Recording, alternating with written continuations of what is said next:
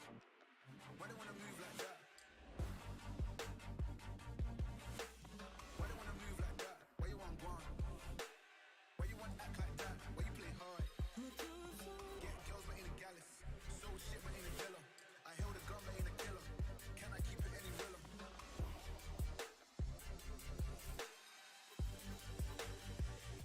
I do it for love.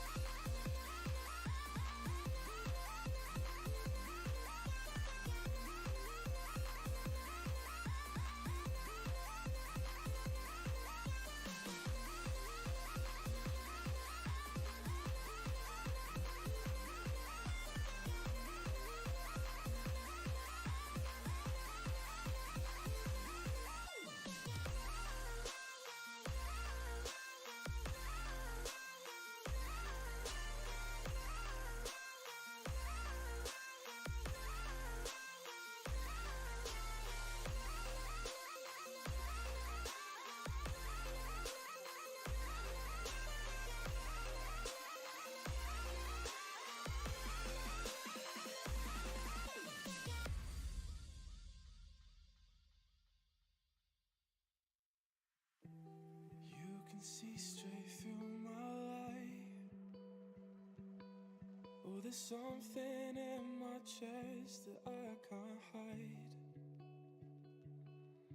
When feelings get involved, I'm terrified. 'Cause I've been here before and said goodbye. Oh,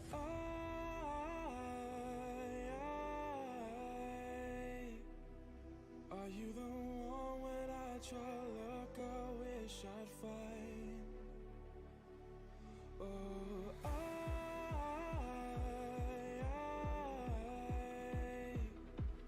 how can I love when I've been hurt 100 times? For you I'd give it one more try.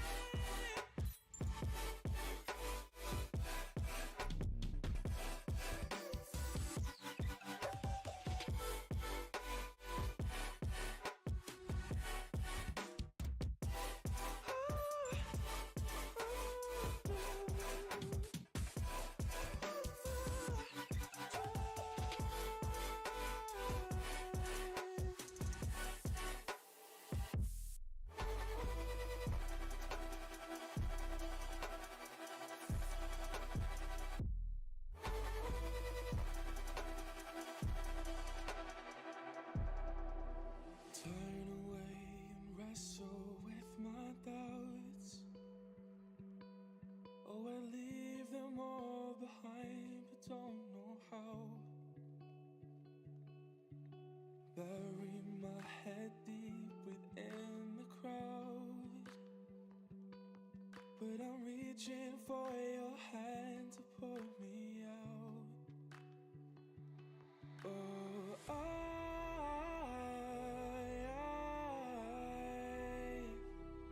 are you the one when I try to look, I wish I'd find? Oh,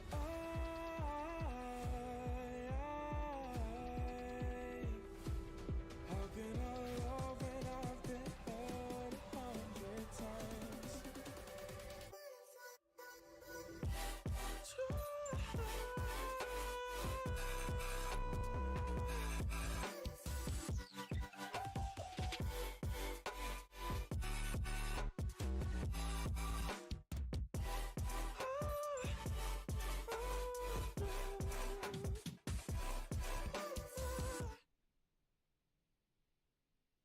Alright, how's everyone doing tonight? Welcome to tonight's flight for Southwest Fly the Line. We are currently loaded up here in Boston. We are again ready to load the airplane with passengers and cargo. We have 168 passengers that we're going to load on board. We're probably going to get about 160.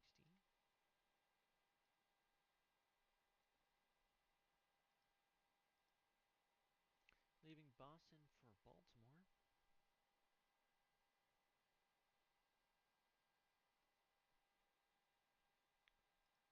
So we'll be doing 160 passengers in the front.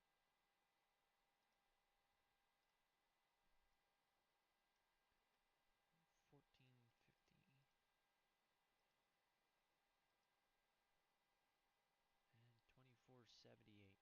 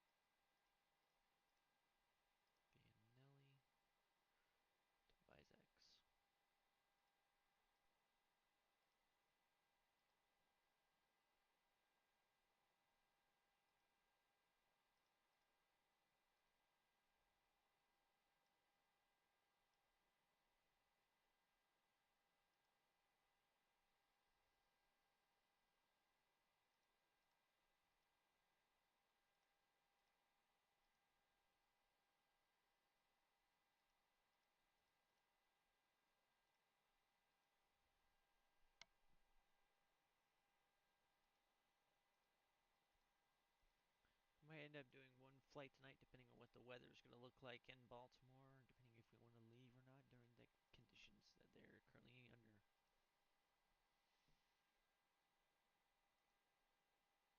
Currently looked it over. It's looking a little under minimums for cloud coverage visibility on being able to see the runway, but we'll see how that turns out. We're going into Boston, or into Baltimore, sorry. We're hoping everything works out going in.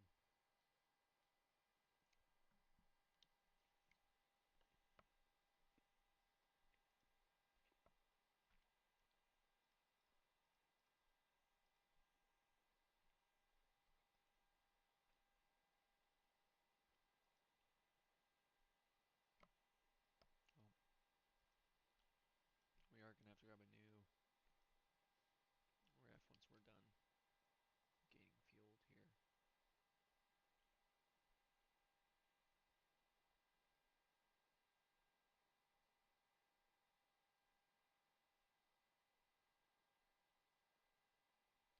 $11:21. The current weather conditions outside in Baltimore right now is very cloudy with some snow, so we're taking off of a snowy runway, so we're gonna have to take them to anti-ice the airframe before we leave.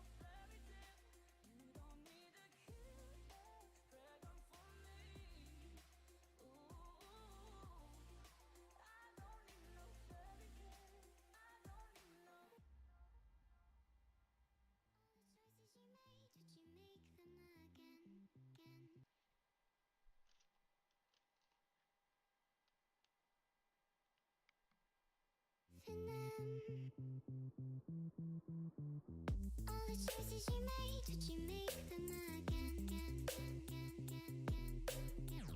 All the lies that you told, did you believe in them again?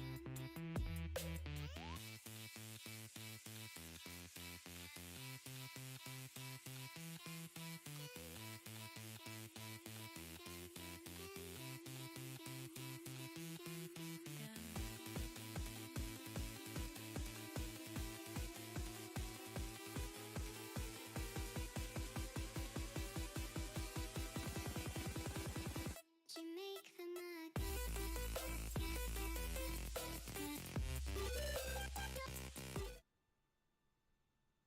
Sorry about that. I had a slight issue with the capture card. I'm going to bring you guys back in now. Capture card was frozen, so I'm going to fix that.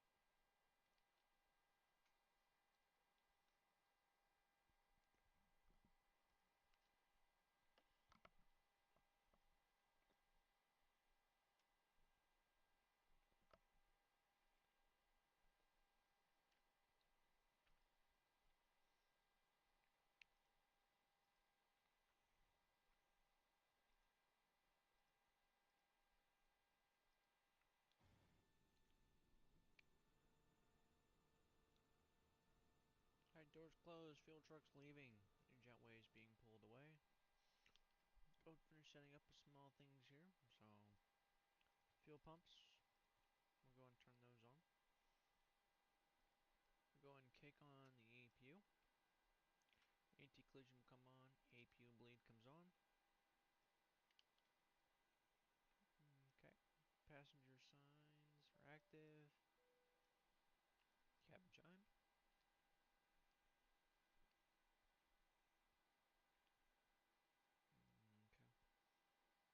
Airport, data, weather.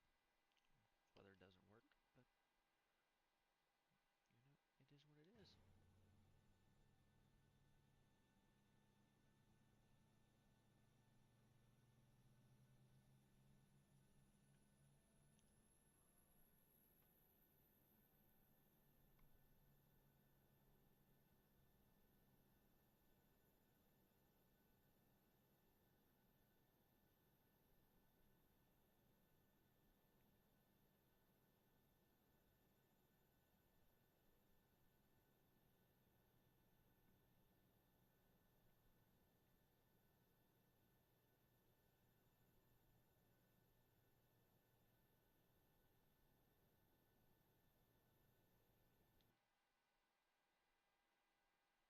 Alright, APU bleeds positive start.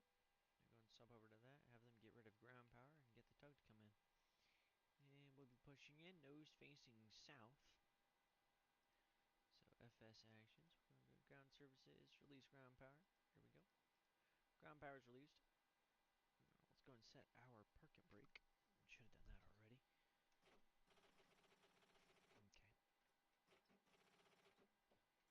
Come on, don't be... I don't know why it's doing it.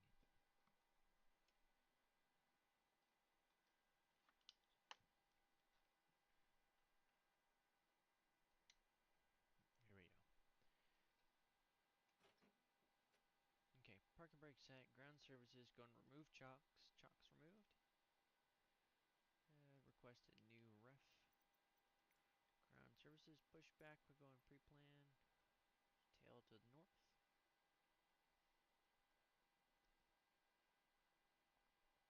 Just like so. Once that's done, cockpit to ground. Crest. This is ground. Stand by. Load that in. ZFW's fixed. Okay. I'm going to let them know we're running cost index 40 instead.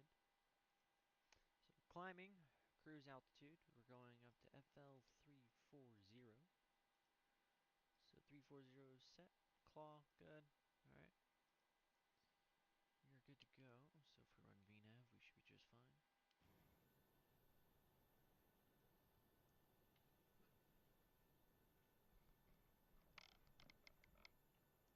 Okay, sir. The bypass pin is installed. All doors and hatches closed and all ground equipment is removed. The parking brakes are set. You may lift. Parking brake set. Lifting the aircraft.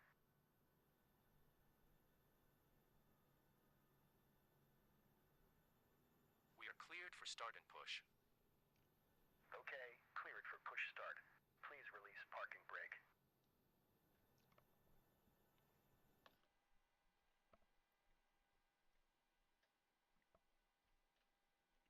Please release parking brake.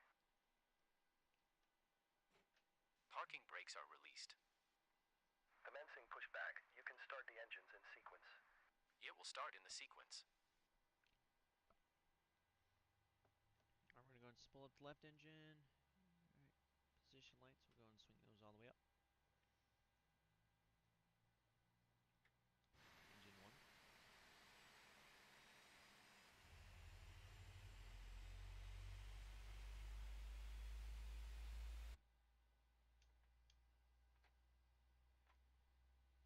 And it should be getting flaps 15. So we'll need for departure. Alright, go and set that to ground. Alright, in at ref, we'll go and put in our information for our departure. So flaps 15. 131 rotate speed. And 3.29 on the trim.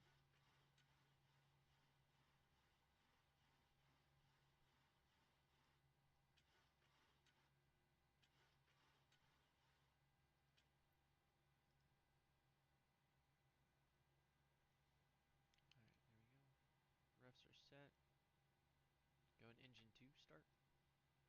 Alright, these go to continuous due to policy.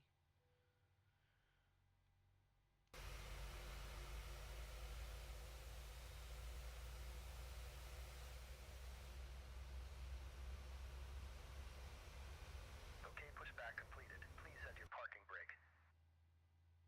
Alright, we'll go and set parking brake. Parking brake set. Parking brake set. Lowering aircraft. Alright, parking brake set. Let's roll. Alright, Ground. flaps 15. Startup is complete. You may disconnect. Alright, flaps 15. Roger. Good engine verified. start. Cleared to disconnect. See you at the side. Have a good flight. Flaps Holding 15 position waiting for the verified. visual. Thank you and goodbye. Engines continuous. APU can go off. APU bleed goes off. Packs. Alright, now we have AC in the airframe. Alright, we'll go and activate our taxi light and they'll get the snowfall. Alright, we're gonna go and we'll do this differently.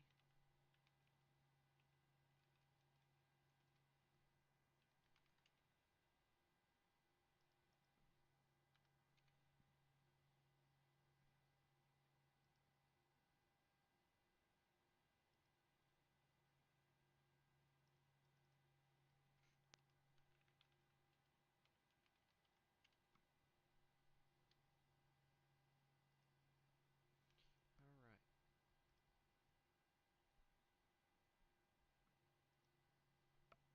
Oh, we'll put up our charts right now. We're going to get out of here. Right. K Boston.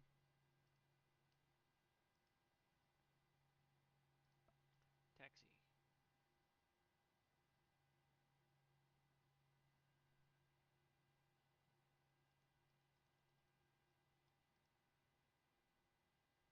Alright, so we're probably down here on about Alpha, Bravo. There's Echo 2.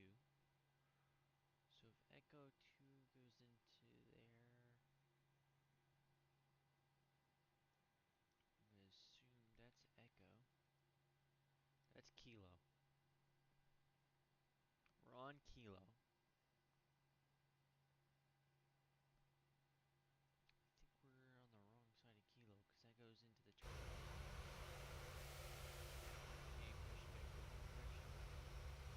We'll go up, make a left, and then come back in. Alright. Here we go. Let's start rolling. We got some winter to beat. Anti-ice is activated. Oh, let's go and start the clock.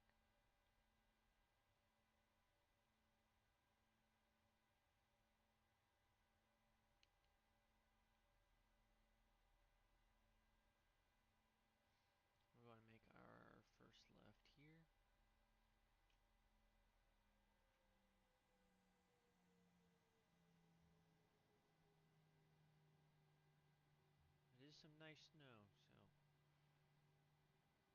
we'll get an enjoyable takeoff leaving.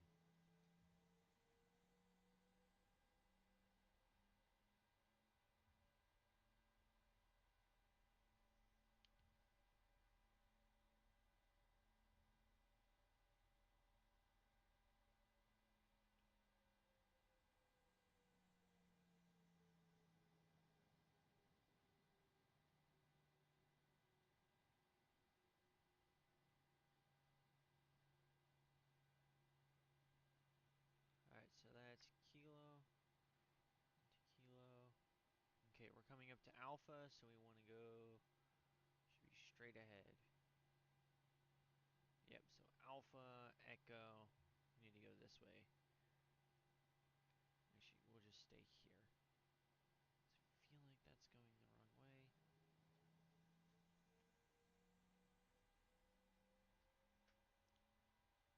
So, we'll just continue going straight. We should cross 4 left here in a minute.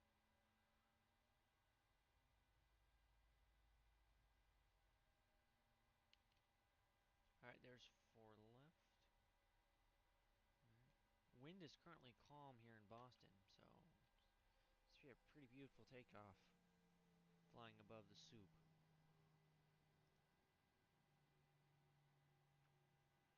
Alright, we're gonna go into hook right here. Make our way over to the runway.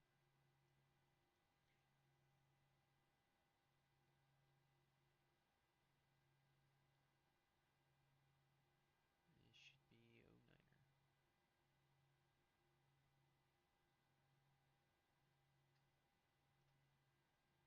There's 9 right there. Runway verified. There's pretty heavy snow, so can't ever assume now, can we? Alright, runway 9 verified. Okay, flaps 15 set. Here we go. Let's initiate the takeoff.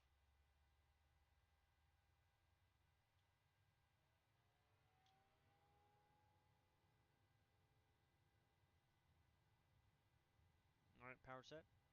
80 knots, airspeed alive.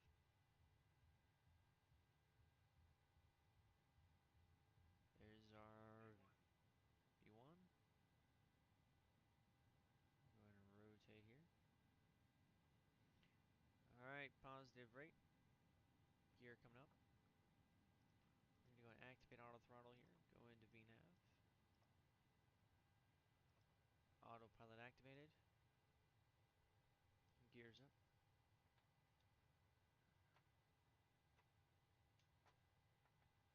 1,000 above. We'll go and pull flaps in. We're flying through the clouds. Should be above the soup here shortly. Probably about 3,000 feet.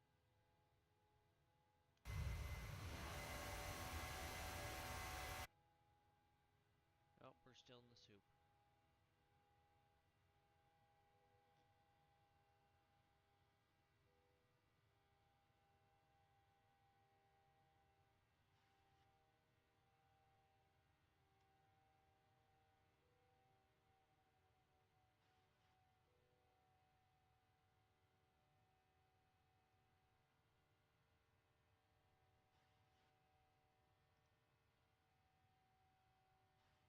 We're pulling up the weather real quick.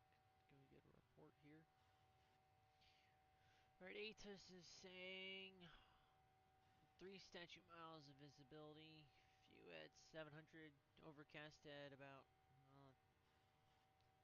12,000 feet.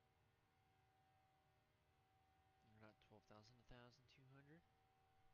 So 1,200 feet overcast. Of that, it should be nice and clear. That is as of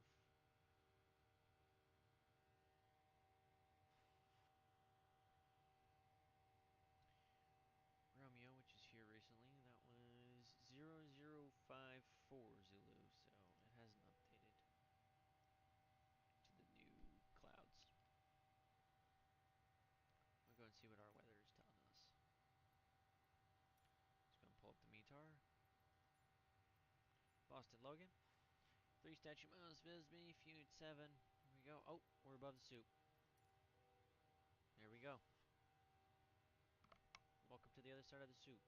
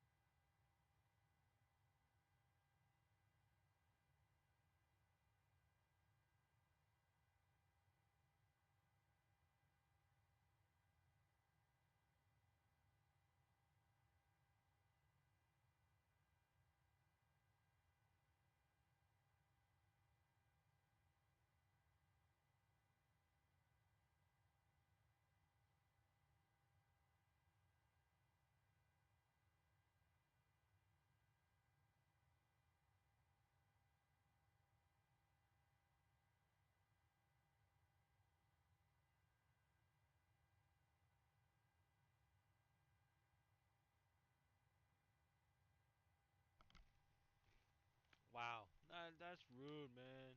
What's wrong with you? That's rude.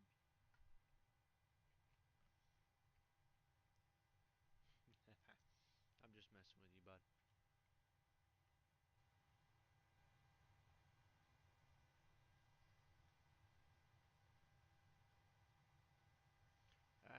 Well, that mean that because the sim be turned down just a little bit, but it does blow out your eardrums a little bit.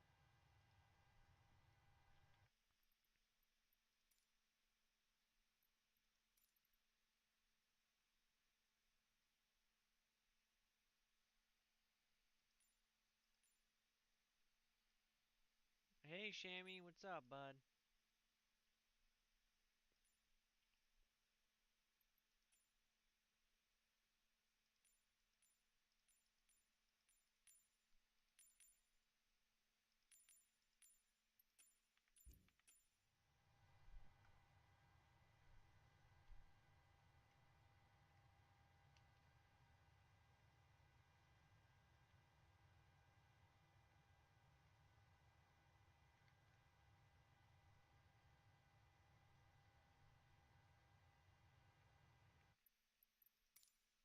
Trying to see if the engines will actually be louder because they're quiet.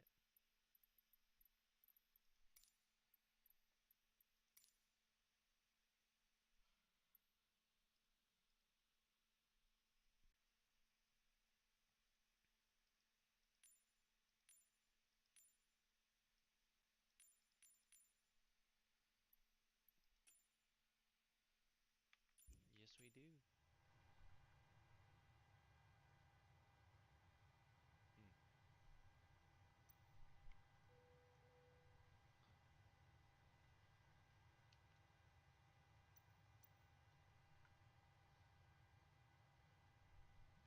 Hey, Aviator, is this loud enough for you?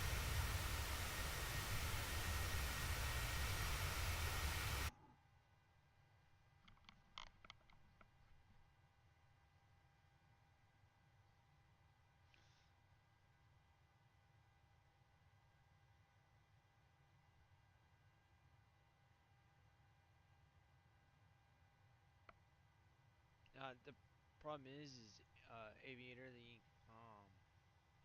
Microsoft Flight Sim is being a little quiet on the quiet end, and it's not loud enough to transfer over, so it's just not being picked up all the way.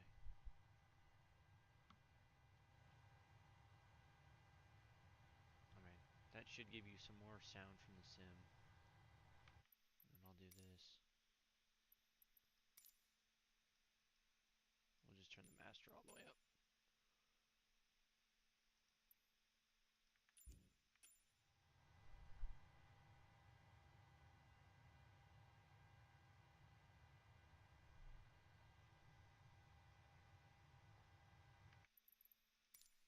It's a lot of just quiet air right now. I'm having an issue with the PMDG where I don't hear the engines on the inside. I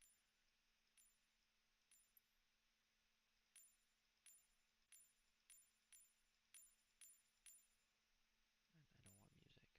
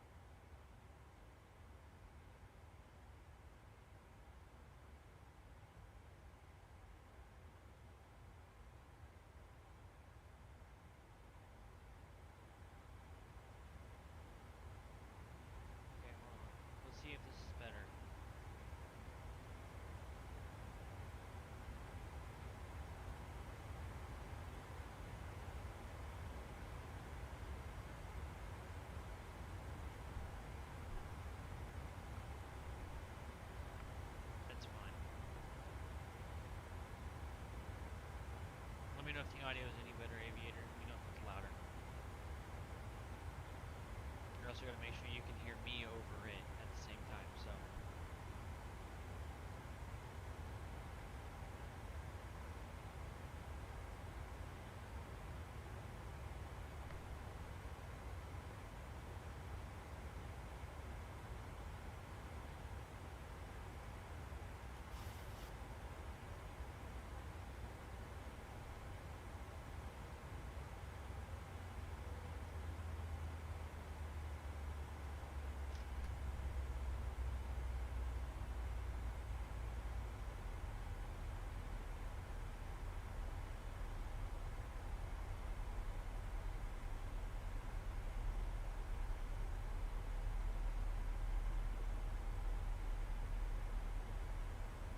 Okay, let me see what else I can do here. Hold on. Trying to get you what you need. Glad I got friends for this.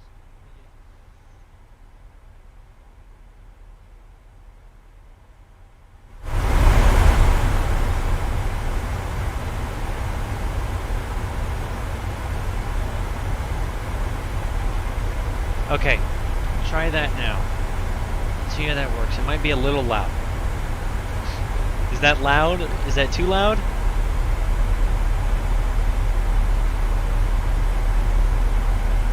Okay, good.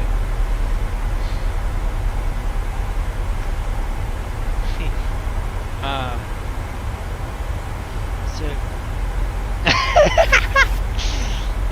got you,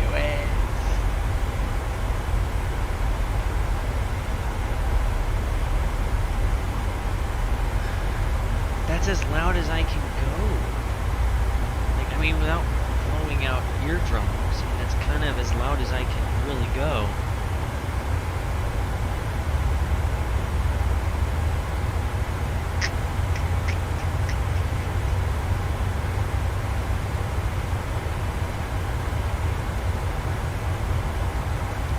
What is it, like a scale out of 100?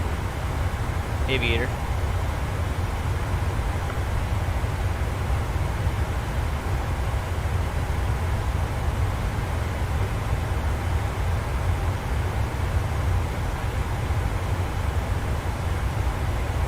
I'm gonna pull up the stream on my phone so I can see what it's like. Maybe just kind of see what you guys are experiencing.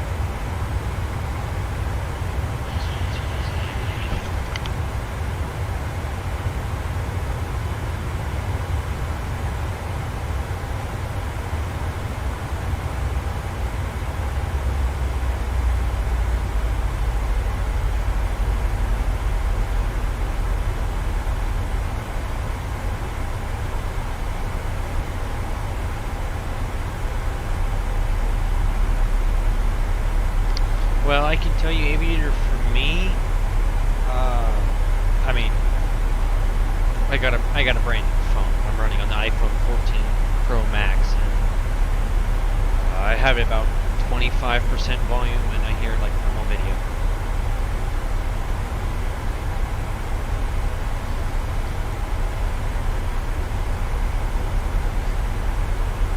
Problem I have right now is I'm trying to see if I can make it louder, if I can, and how I can, because both sides is at 100%, so I'm just trying to figure out how to do it. I'm gonna try something different real quick. You're gonna lose sound just for a minute.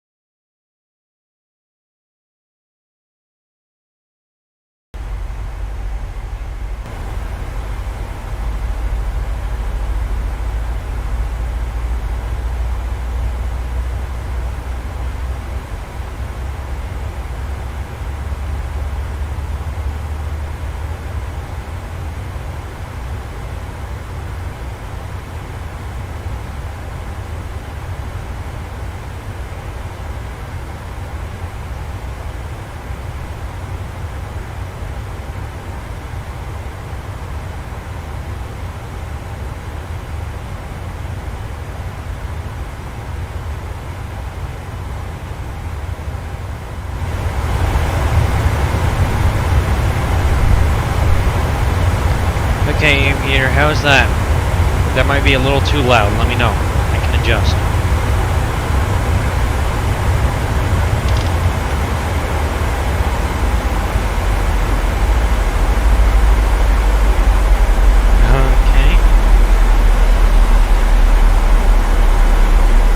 Okay, is it too loud? Like blowing your eardrums out? That's what I need to know.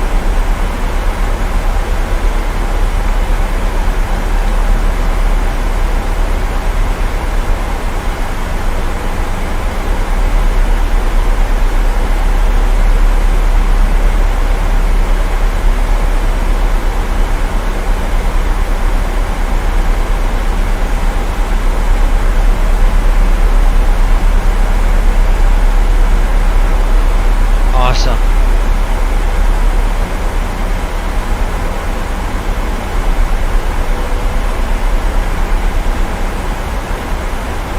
Thank you guys. Thanks for saying something.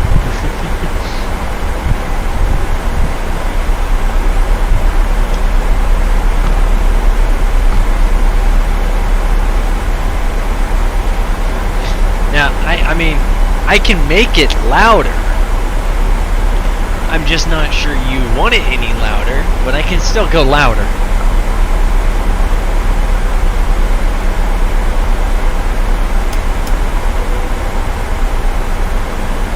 Oh, I never took my engines out of continuous. Oops. Oh well.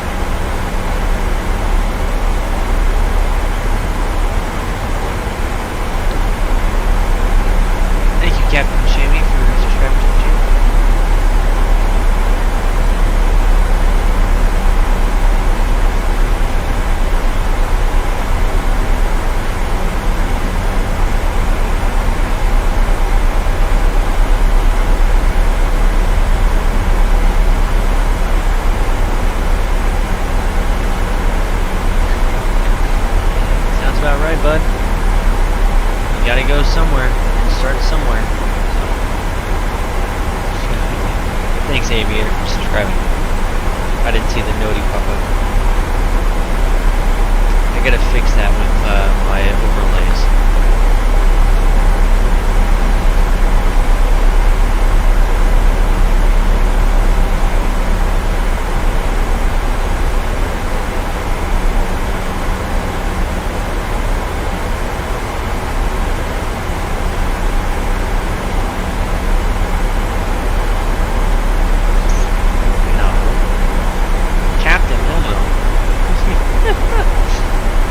Second officer still. I haven't put in enough hours yet.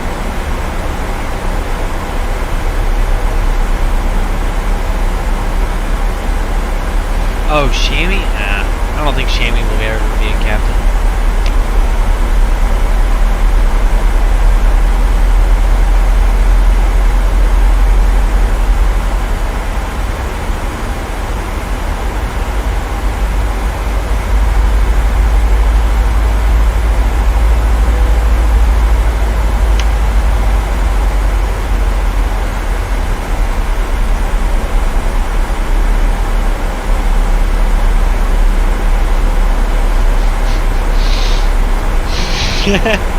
Shut up. Okay, fine. So we're landing from the first officer's seat. That's how you want to play. That's how we will play, alright? Two can play at this game. I know there is a way to set this to pilot.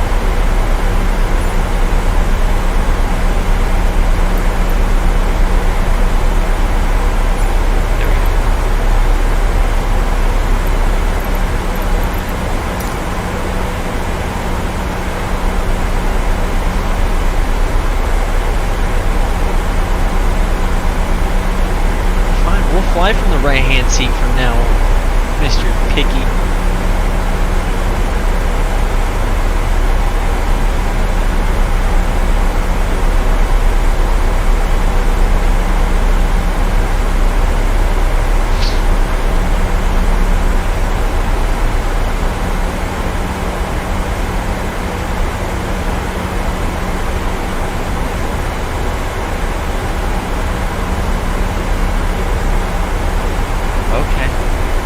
That's not a bad idea. I don't mind sitting right seat. I mean, I'm going to be doing it eventually in real life, so might as well get used to it, right? Get used to the view.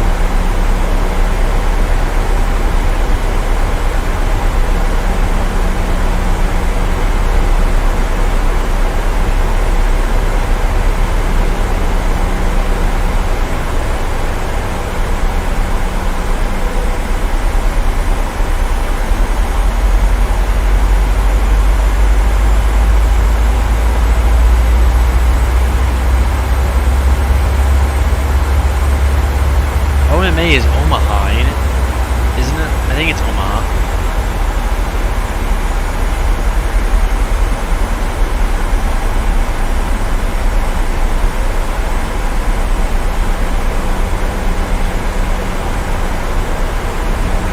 Okay, I thought it was Omaha. See, I got some brain in me.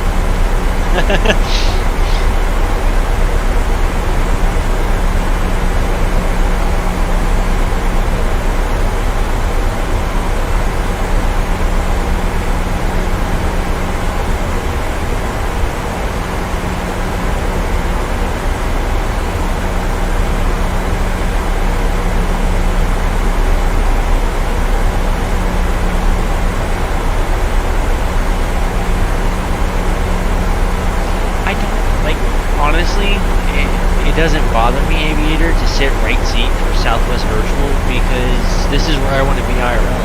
It's right seat or left seat as long as it's Southwest. That's where I want to be, man. It's the only place to be happy.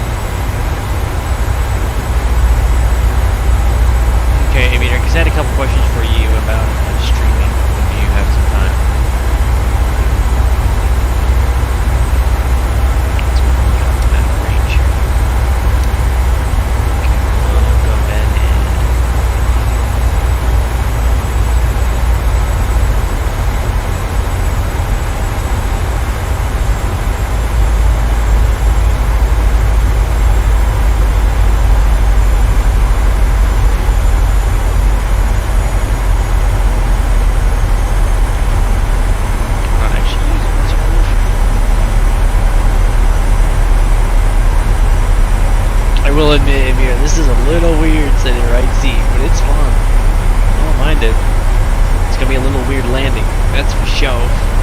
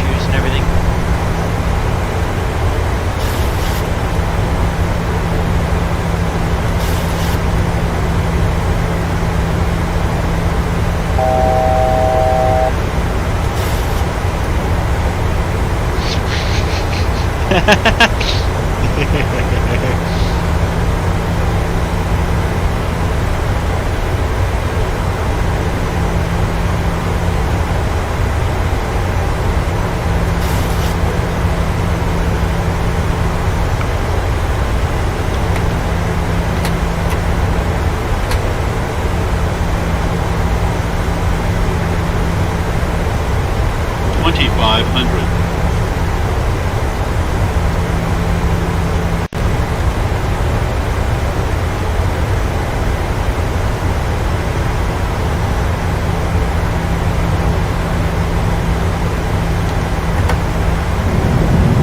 You're down.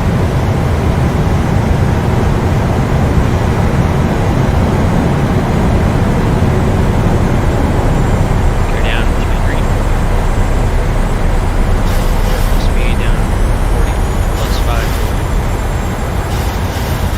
Holy shit, bank angle. God damn. Oh boy. Look at that bank on that boy. God damn.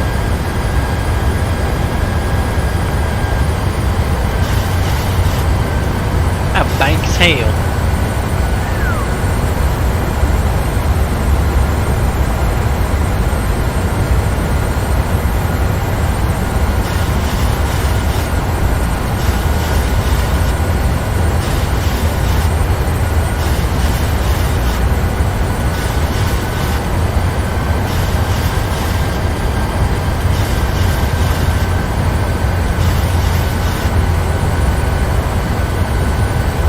Passengers are on the ceiling.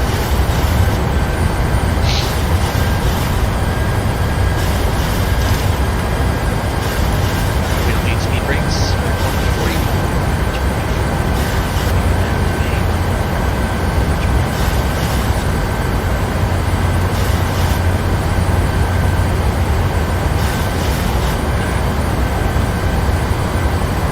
Now about an hour, probably about 2 hours goes. Nice and cloudy down to about Cat 1 minimums. We'll see how this goes.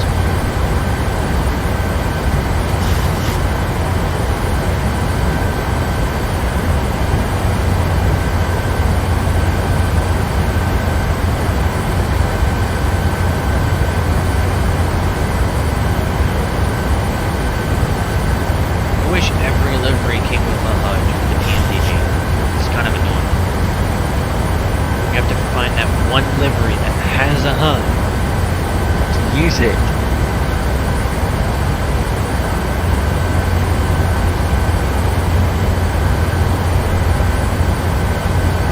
Alright, auto brakes 2%. Gear down, free green, verify flaps full. Check.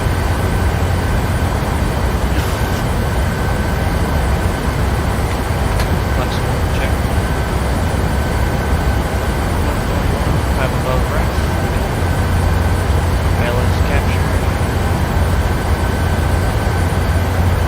Yay! I did something right. God damn.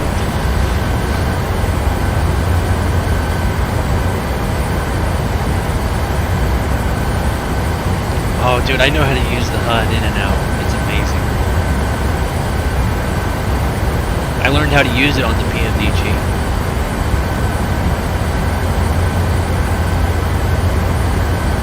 I mean, right sync typically has access to HUD, so it's just the thing with PMDG is you have to find the right livery that comes with them in it, but you can't, because you can't add them.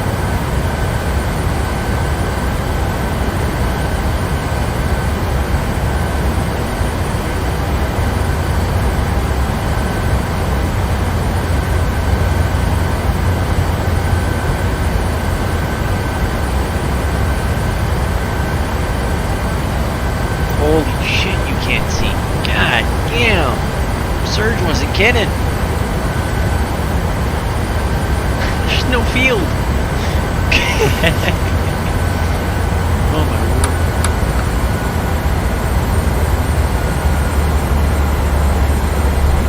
Yeah.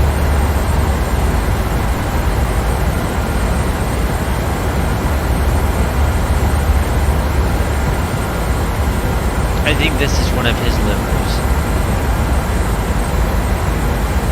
This is one of the Southwest hearts from him, I believe.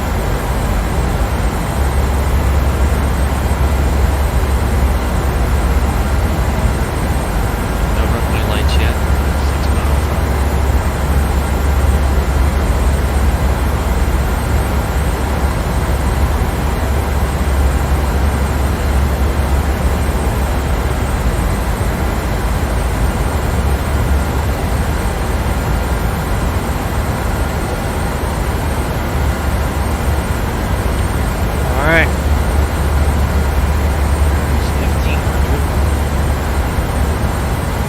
Once I have visual in the field, I'm going to take over. This is going to be a full hands landing.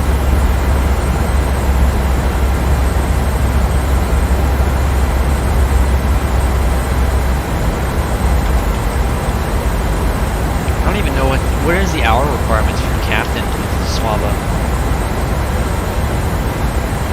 I don't know what they are.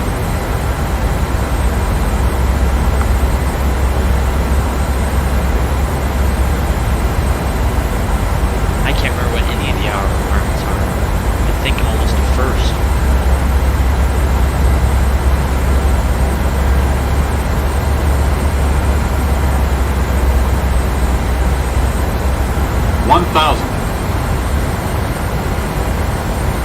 Alright, there's 1,000.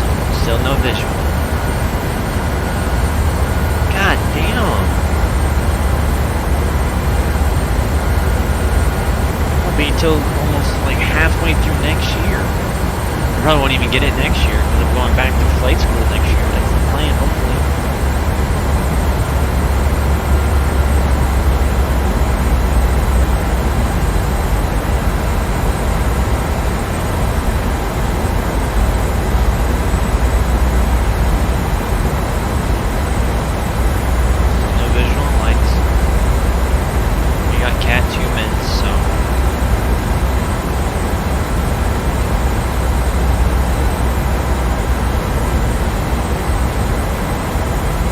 Runway lights starting to come in there.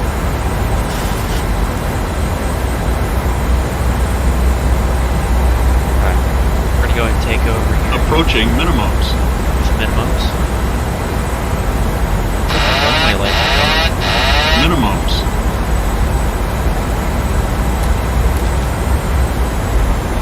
$50. Shit. Hello.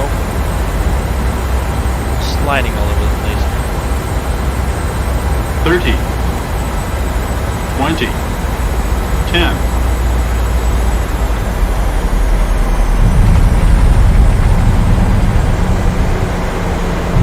Yeah, that was a slammer. God damn.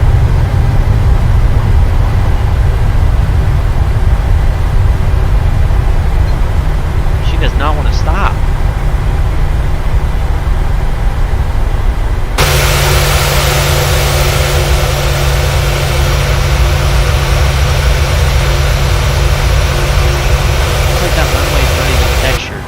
That's weird. What the hell? Pops in.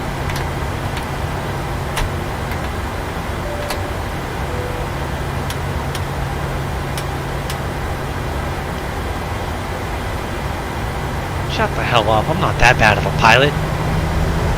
Shit.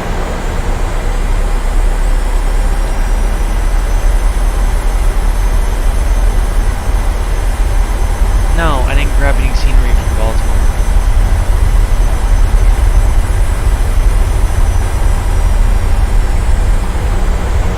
Yeah, I need to grab the Baltimore scenery. This shit's ass.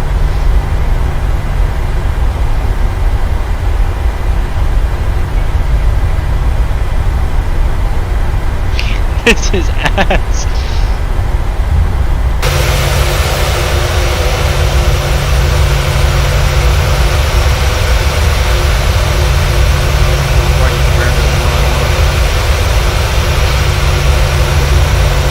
No, it doesn't.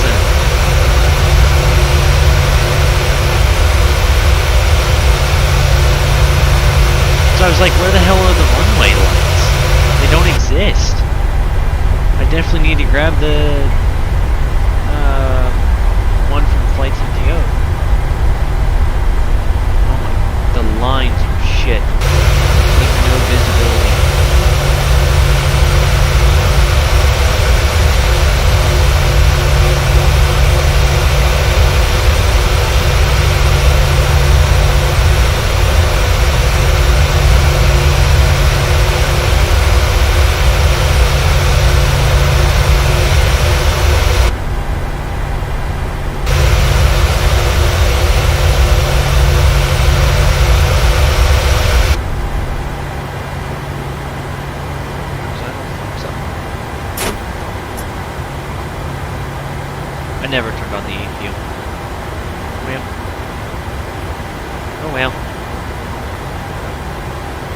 Yeah, that's the unlegit way.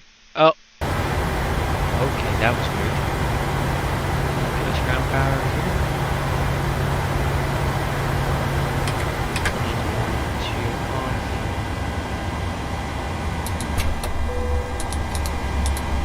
Ground power activated. Engines off.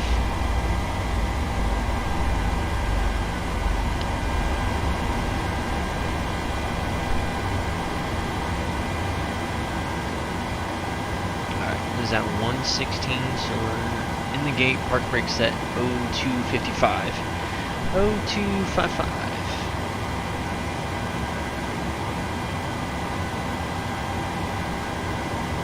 Oh, dude, that's perfect time. I mean, like, I'm not even late. The expected air time is about an hour and 16. It took me an hour and 17 for the whole flight. An hour and 16. 371 there, and we used about, we're just gonna say 8,000 pounds of fuel. Submitted. Alright. Alright, we'll go ahead. I forgot to turn off that light. Taxi light goes off. Anti-collision come on from below. Gonna get us the jetway here. Door open. Ground services. Loaders. How's it going? Or actually, I guess you'd be FO. Yeah, how's it going, first officer? Good. Nice flight there. Despite the fact the tower definitely sabotaged your landing there with the with not turning on the runway lights there. Yeah, no shit. I thought it was just low visibility. I was like, wait, why do I start seeing the lights to the runway in my right, but there's no lights with the one in front of me? That's kind of weird. I was gonna say, you better make sure you didn't pull a Harrison Ford. That would have been a little embarrassing, but hey, you made it. So. There was a runway. Anyway, so you had a question about the streaming or something like that. Go ahead. So I think you said you had yeah. So right now, the reason why you were having issues hearing audio is because I have, well, essentially a 2 PC setup. I've got my one machine that everything's on, and then the capture card. So that's where the problem was, is the audio's the same percentage all the way through the card. So when it got to the other side, it was too low. Yeah. So I was slowly working my way through. Yeah, it's all good. It's all good. Well, then it sounds like you fixed it. That's the question. Yeah, it sounds like you fixed it because, when I first came on, I thought you were either muted or it was basically like as if my volume was down at the lowest volume setting where I could barely hear anything. I mean, I almost couldn't even hear you. And then when you brought it up a smidge, I was like, I still couldn't hear. But now it's like, yeah, it's just fine. It's perfect. So, anyways. And then my question is, so I'm not sure if you'll have the answer for me, but all of my overlay stuff is on my stream PC, which is my second one, which is where the capture card goes to. And the reason I didn't notice that you subscribed was because I didn't hear the alert. Oh, okay. But I have to figure out how to hear the alert on the other machine. Oh. But the only reason I noticed that Shammy subscribed is because I looked over just in time to see the little alert pop up. I was like, what the hell? Yeah. Yeah, well, I don't know what sound like. So I use for Twitch. I use sound alerts for my thing. So sometimes those alerts will act up because occasionally I've gotten people where they'll do like a special sound alert or something like that, and I don't hear it, or like somebody subscribes or something like that, and it's not until I look over in the chat and it's like, oh, so and so just subscribed to your channel, and I'm like, oh, okay, And but then when I hear it, it makes me a lot more like I feel like I'm there and in the moment of when that happens. So no, I totally get it. So and again, I don't know what you use for your streaming platform. I know in terms of what you stream on, like Twitch or YouTube, you're on YouTube. But so for example, I've got a few buddies, and I think I could be wrong, but I think Jason. There at Flight Sim Broadcast Network. I think he uses OBS as well. I think a lot of people use OBS now. Yeah, that's in what my both case. Machines are on. It's OBS. Yeah. So Yeah, so like that's where I wouldn't have the expertise on that. I just know like for myself with Twitch Studios, like I have a bunch of different scenes, and on each scene I have different overlays. But on one of my scenes is where I actually have like my actual stream take place. So like that way, like in the middle, but like my stream can interact with those different scenes, and on those scenes I actually have different like overlays for that, Right, including so my. to that point, it'll cycle through, but it'll take a minute for you to see it. But if you pay attention.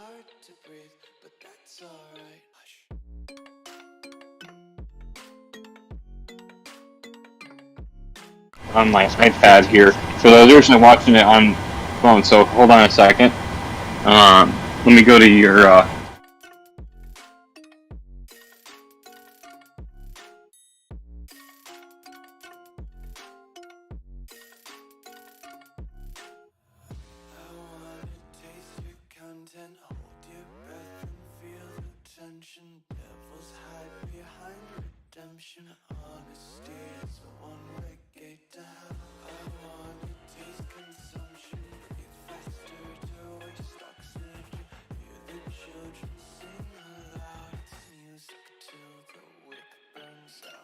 That's a good one. Yeah, that's a really good one. Again, I mean, that's the other thing too is that like the way I say it. Let's see, or plays the turkey sound effect out of nowhere. Oh yeah, I've got that.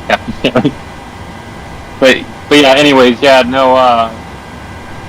The way I see it, like I've told so many people this, and that's one of the fun things about interacting with other streamers and other pilots with the VA here is that everybody has their own way of doing their streams, and I think that's huge because it makes the content original and also interesting to watch and fun to watch. Because like if everybody has the same exact stream or look, I mean sometimes some people do have just really good streams, and it's like and some of them have similar formats. But it's always fun to be able to interact with everybody that does their own thing.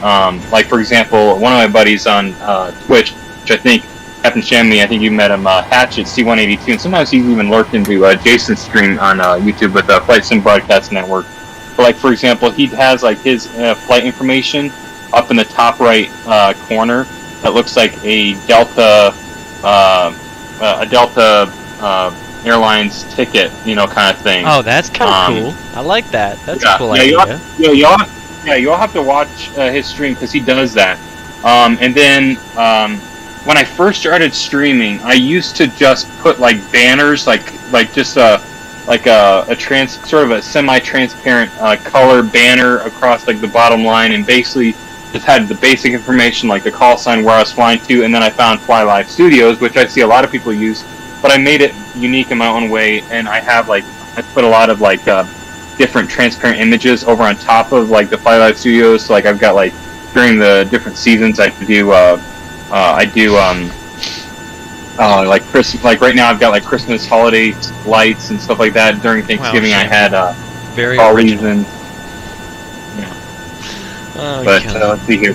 This is put an overlay of Spy during cruise. Hey, you know what, Captain Shammy? And that's the other thing. I've got a friend of mine who I think uses I think it's the Bat Spy overlay on his streams. And so again, like everybody has their own unique way of doing it, and it's cool. I think what's huge though, and sometimes I think this is where like some of the bigger streamers out there. When I say bigger streamers, we all know who they are, unless maybe. Oh yeah. Like they have so much going on in their stream that you can't even watch their stream. Like that's the problem. You can't have too much, but you don't want too little. You have to find that sweet spot where they can still enjoy the stream, but there's not too much going on in the background. If there's too much, then you pay attention and you just leave because you're not understanding what's going on. Yeah, exactly. And then it's like, and that's why like I think some streamers do this. I think it's smart that they do this. Is that they turn off the alerts, and I don't know how to figure out how to do that just yet. And so one of the reasons why what I try to do with my sound alerts, and I think I don't know what yours does, but I try to have it to where it doesn't show up on the screen unless it's like maybe a subscriber or like maybe an applause or something. But like certain sound alerts that are built in the actual Twitch streaming program that I've got has its own sound alerts, and so like they just show the displays. But a lot of the funny ones, like the turkey sound call, like Captain Shammy, was just referencing, like that I've got, I don't think that pops up on the screen. So like I try to avoid and keep that to a bare minimum. Yeah. So Right now, so this is going to be a little weird going to you. So my gaming laptop that I'm running on is a Arch Linux based device, which is, I mean, that's ironically I'm running Microsoft Flight Sim on a Linux computer, but the back end is all of the streaming is done on a Windows machine. Okay. But both run on OBS, but the other one has the SE Live built into it from Stream Elements. Okay. Because, I mean, all of my overlays I configured personally inside of Stream Elements. Yeah. So, yeah, and that's and so that's the other thing is that, like I say, like before I started, I mean, Flight Live Studios made it easy, sort of like what all of us have for our own like flight information. Makes it easy, and then like what I like to do is add a little bit more of my own like sort of flavor to it, like putting like the airline logo whenever I fly in the bottom right hand corner, so that way people can sort of because and what I love, it's sort of hilarious when I put my flight information up on top. Now I think most people would get the idea because I put it in the title line, like what you did. Like I like how you did that, like SWA virtual flying the line Boston to BWI. I like how you have that there so people can see that. I just find it funny how sometimes, and again, it's usually not from regular viewers. It's usually from people who are just like brand new, or they just haven't checked the title for the stream yet. But they're like, "Where are you flying to?" And it's like, I've even got it on the overlay up on top, and I'm like, so again, that's why it's like, again, you have to have that right balance, because if you don't, then again, like I know, like early on, if I didn't have that, it wasn't. I had to explain a lot more. But anyways, yeah, all I had to say, no, it looked good, and I mean, so for me, unfortunately, I'm not as computer savvy myself. My dad's more of the computer savvy thing, so he helped me with the build a little bit with the computer that I got on this.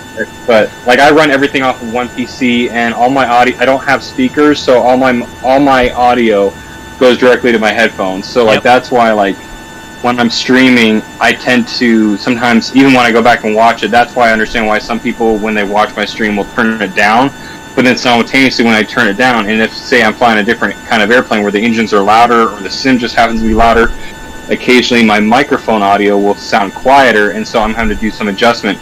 But then there's times where I have that happy medium where I can still talk like my normal voice, or I can talk louder because I can't really... I feel like I have to talk louder over something that's loud, even though it's like, if I were to take my headphones away, I could probably bring my volume down a little bit lower. So sometimes in my streams, I notice I do talk a little bit louder, and so simultaneously, I say all that to say, like, you can always lower your volume. Like, anyone can always lower their volume on the stream. What's harder to do is when somebody's volume is already maxed. And so that's one of the things is why, like, Jason, I know whenever he starts, and like that's something I try to do, because occasionally I've accidentally had my audio like turned down to where like nobody could hear me or hear the audio from the sim. And so like, again, sometimes I have to remember like, hey, in fact, sometimes one of my issues is on my headset. I've got a little mute button that I'll push to mute my microphone because I'm talking to somebody like outside the stream, and I'll accidentally forget to not put it back on after I'm done talking. And I'll find that, like, I'll be chatting for 15, 20 minutes.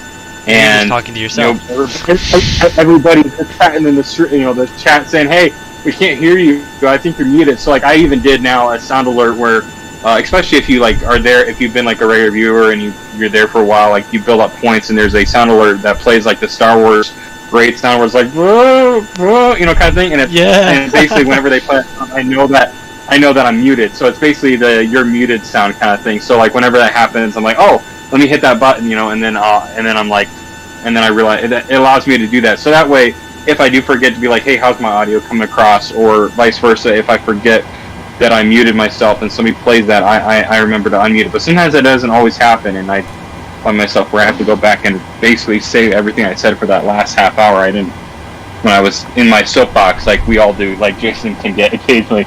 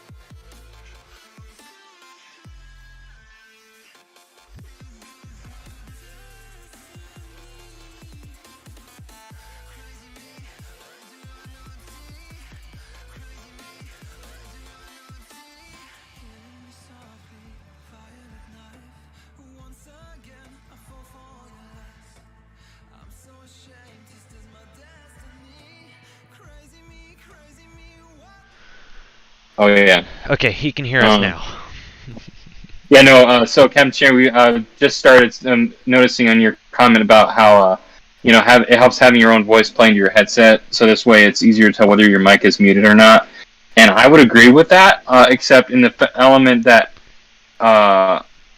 if I try doing that, it echoes like either on the stream and like to the viewers. I mean, unless I can figure out a way to do that. Again, it sort of goes back to the whole configuring like with speakers and all that stuff. Because I think if I had my sim audio still going out to the stream and then have the sim audio not going to my headset, but have my voice in there similar to how it is in real life, like where you can hear yourself in real life in the airplane.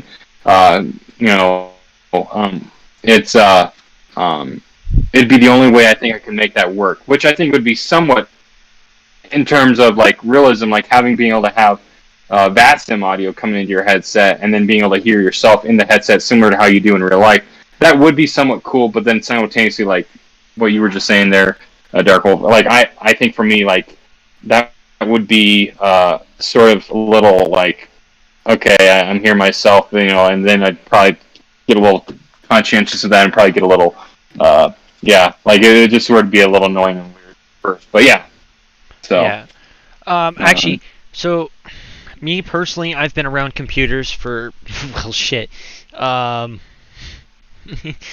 more than 10 years. So I mean, I've spent a decade of my life just playing with computers. It's what I do. So I mean, I taught myself how to use Arch. I taught myself how to route the audio. So I mean, I spent hours putting all of this together. So I did all of this within like 24 hours. Because a habit I have, that I gotta stop doing.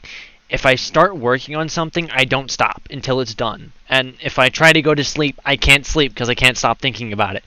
It's a problem I have because I grew up around my dad, which is an engineer. So I'm in that mindset of if something's broken, I'm not going to stop until it's fixed. And I'm not going to stop worrying about it until it's fixed. So, I mean, I've spent a lot of time at my desk working aimless hours getting everything put together. So, Captain Shammy, you do have it to where it plays back like with the headset plugged into an aircraft and it doesn't echo for you? Well, because I noticed, because whenever I watch your streams, I've noticed I don't think it echoes. So, and maybe somebody else has told me about that and told me to try that out. But again, I think what I would do, because again, the only downside for me is if I were to get the sim audio out of my headset, then I wouldn't know if my sim audio was working or not, because then basically because I don't have any speakers. But that would be an interesting thing to try to see if I could get it to where it feels like I'm in the actual aircraft. But yeah. The problem I got to figure out is how to route the audio from the alerts from my stream PC, or my stream, it's actually a laptop, my stream laptop back to my other laptop, but I got to figure out how to do it, because that's the only downside that I got to figure out how to fix. Once I fix that, then I'm set once this is all done. Well, I got to say, Dark Wolf, I'm always impressed. I mean, like I've got another guy that I watch on Twitch along with Jason, who has Microsoft Flight Simulator 2020. Decimal, I think it's Decimal 237 on Twitch. But yeah, like when I've got to say, I'm very close. I really have thought about getting it, but so I know it'd be easy for me if I just was flying with just virtual SWA, because they've already now got the 700 and the 800 series. But because, as you know, I sort of spilled the beans on this, I also fly for another VA, Virtual United, and one of my favorite birds to fly, and I still fly, is one of them is the 757, and that is one plane that I'm waiting for Microsoft 2020 to get, like a payware, something that you can operate, and I know they're making one here soon. Let's see if you catch the hint. If you're looking at my stream, let's see if you catch the hint. Hold on. You got Philly? No. Just watch. I mean, look. I mean, just look at the aircraft selection. Look at the livery. Now look at where I'm going. I mean, it all falls in together if you pay attention. Oh my goodness. Looks like you got Big Earn's base there, Phoenix. But whose base is this? SWA. No. And then I mean, an obviously American. SWA, but that's not the point right now. Hold on. And then well, Phoenix I also know is a an American Airlines hub as well. So. Is it? Uh, Is it American yeah. Airlines hub? I don't know. I don't believe you. I don't think you tell the truth. Hold on, I can't listen to this noise. Give me a second. This is actually my favorite one. Oh, your favorite? Ah. From this company. Okay. November 306, November Yankee. The best looking American plane because of the winglets. Oh yeah. Hey, I've got to say, hey, no, that's great. So you fly for like a second VA outside of virtual SWA as well, or yeah, I do. It's just you do? Is it American that you fly with? No shit! Like, come on! Yes. The only reason why I was asking. Okay, all right. That you know what's even better? You know what's even better? I'm What? based out of Phoenix. Oh, nice. So, that's another We're reason. based- So the reason I moved my hub from Southwest Virtual over to Baltimore is because I want to spend more time in the East Coast, considering I have American here in the West. So I don't want to see the same place every day. So Yeah. Well, like, so, for example, the unique thing with me is because I live in IRL here in Colorado, again, the biasness for me is, Captain Shammy can, well, if you guys watch, my favorite airport, hands down, is Denver, because, and the reason why I bring Denver up is because, like, I know what you're saying in terms of, like, if your airport, say, LAX, kind of thing, and your home airport or your home international airport or main airport is, say, a West Coast airport, you're like you said, you're only going to be flying mostly, especially with virtual SWA, most of your flights are going to be along the West Coast, and then simultaneously you're going to fly whatever time zone you're really in, a lot more of what you prefer than, say, one that's, say, 2, 3, 4 hours, ahead or earlier than you, kind of thing. So for me, I feel lucky that I'm in the somewhat best of both worlds, because with being in Mountain Time Zone, it's only an hour earlier on the Pacific Coast and an hour later on the Central Coast. So what I've had to do, and I've found the challenge is trying to get to doing more of the East Coast hop of flying, which I've done here more of late recently, where, like, in fact, not that long ago, in fact, it might have been Shammy, one of the first times I think Shammy came over, was I was doing some flying with virtual SWA down in Florida up to New York area, and so I was going back and forth, and even Birmingham, so, like, in that area, where, like, where, like, a lot of times I've flown have been on the West Coast. Like, I've hit up Seattle, Oregon, Sacramento, San Francisco, LA, Santa Barbara, Palm Springs, Vegas, Phoenix, Albuquerque, and Eagle, Vail, and Omaha, North Platte, all of those, Chicago, both Midway and O'Hare, with the two VAs that I fly for. But, like, I would say that I think some of the lesser flown into areas, I mean, there's, like, what's amazing is that Texas has a boatload of airports that I still get to fly into. I mean, like, I've flown basically into Dallas and Houston, George Bush. I just recently got Oklahoma, because again, like I say, I really like to get to the new sim.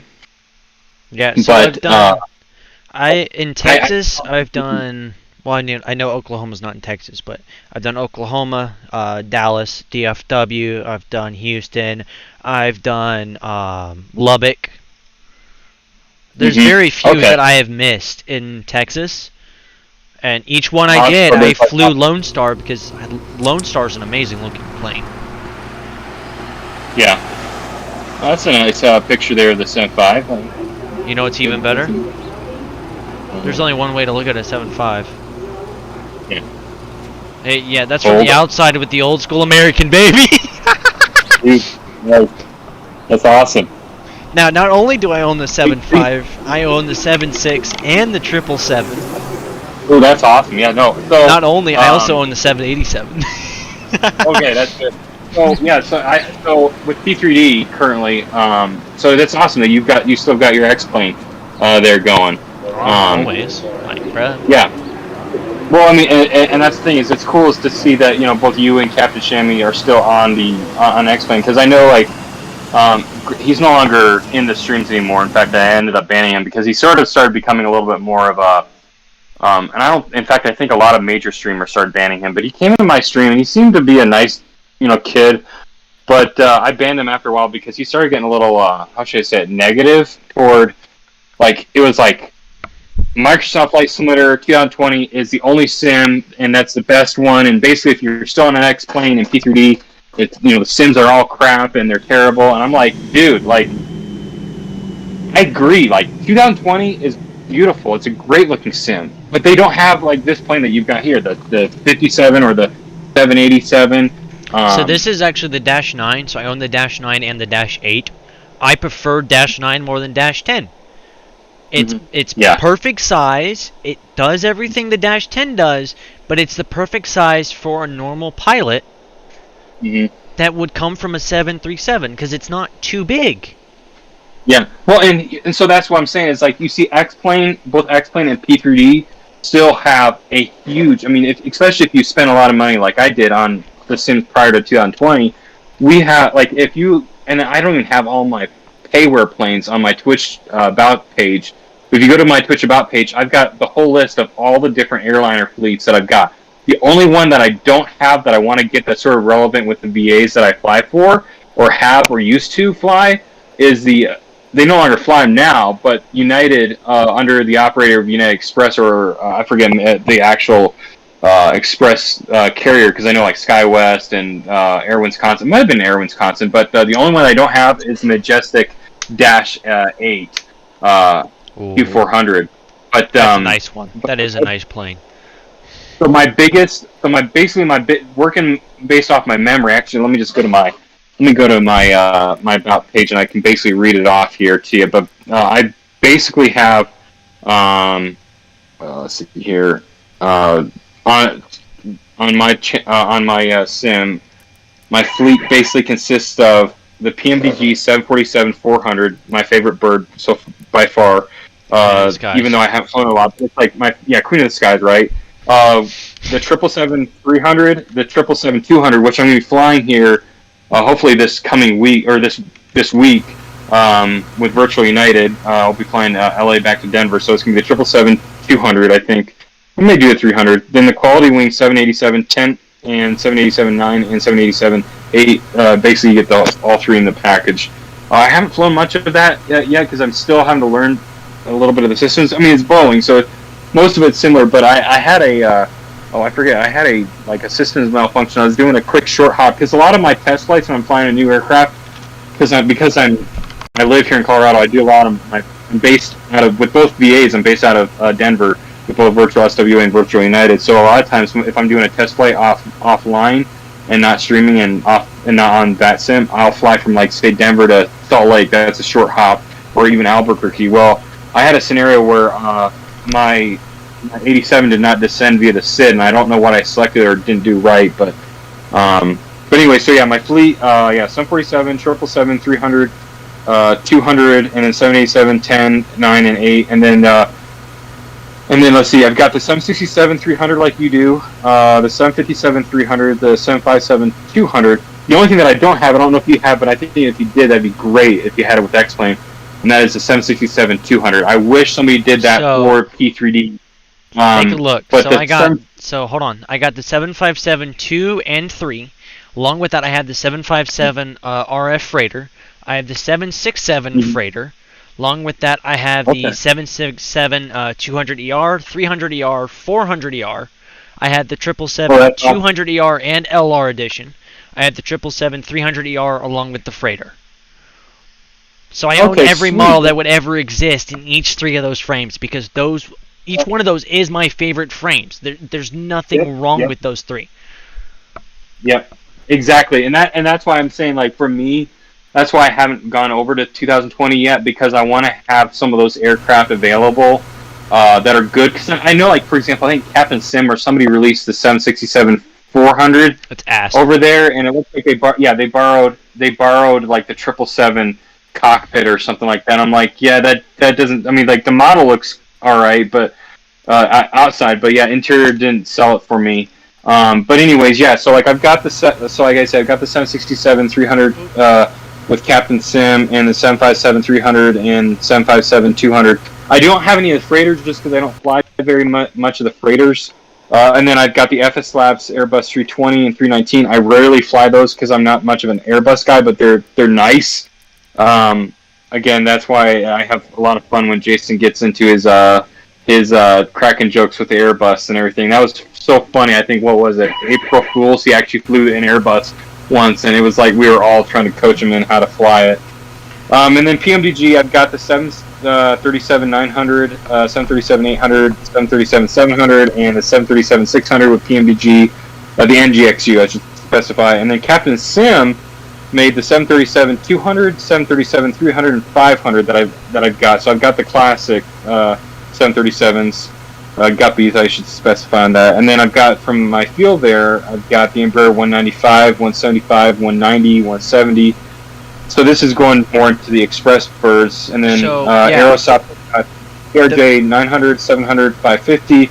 Virtual Co, the only thing I could say that has that Aerosoft doesn't have, which again, it's very more on the defaulty end. It's not as much of a study or navigation like LNAV, VNAV, but it has the CRJ 1000 and 200 series. And then quality wings, I've got the Avro RJ 70, 85. 100, 100, 146, 100, 146, 200, and 146, 300, which the only time I fly those is if I'm flying like the Retro United Express that United used to have back in the day. So a lot of those jets, again, are more like when I'm flying retro style. And I'm more of a nostalgic kind of guy as well.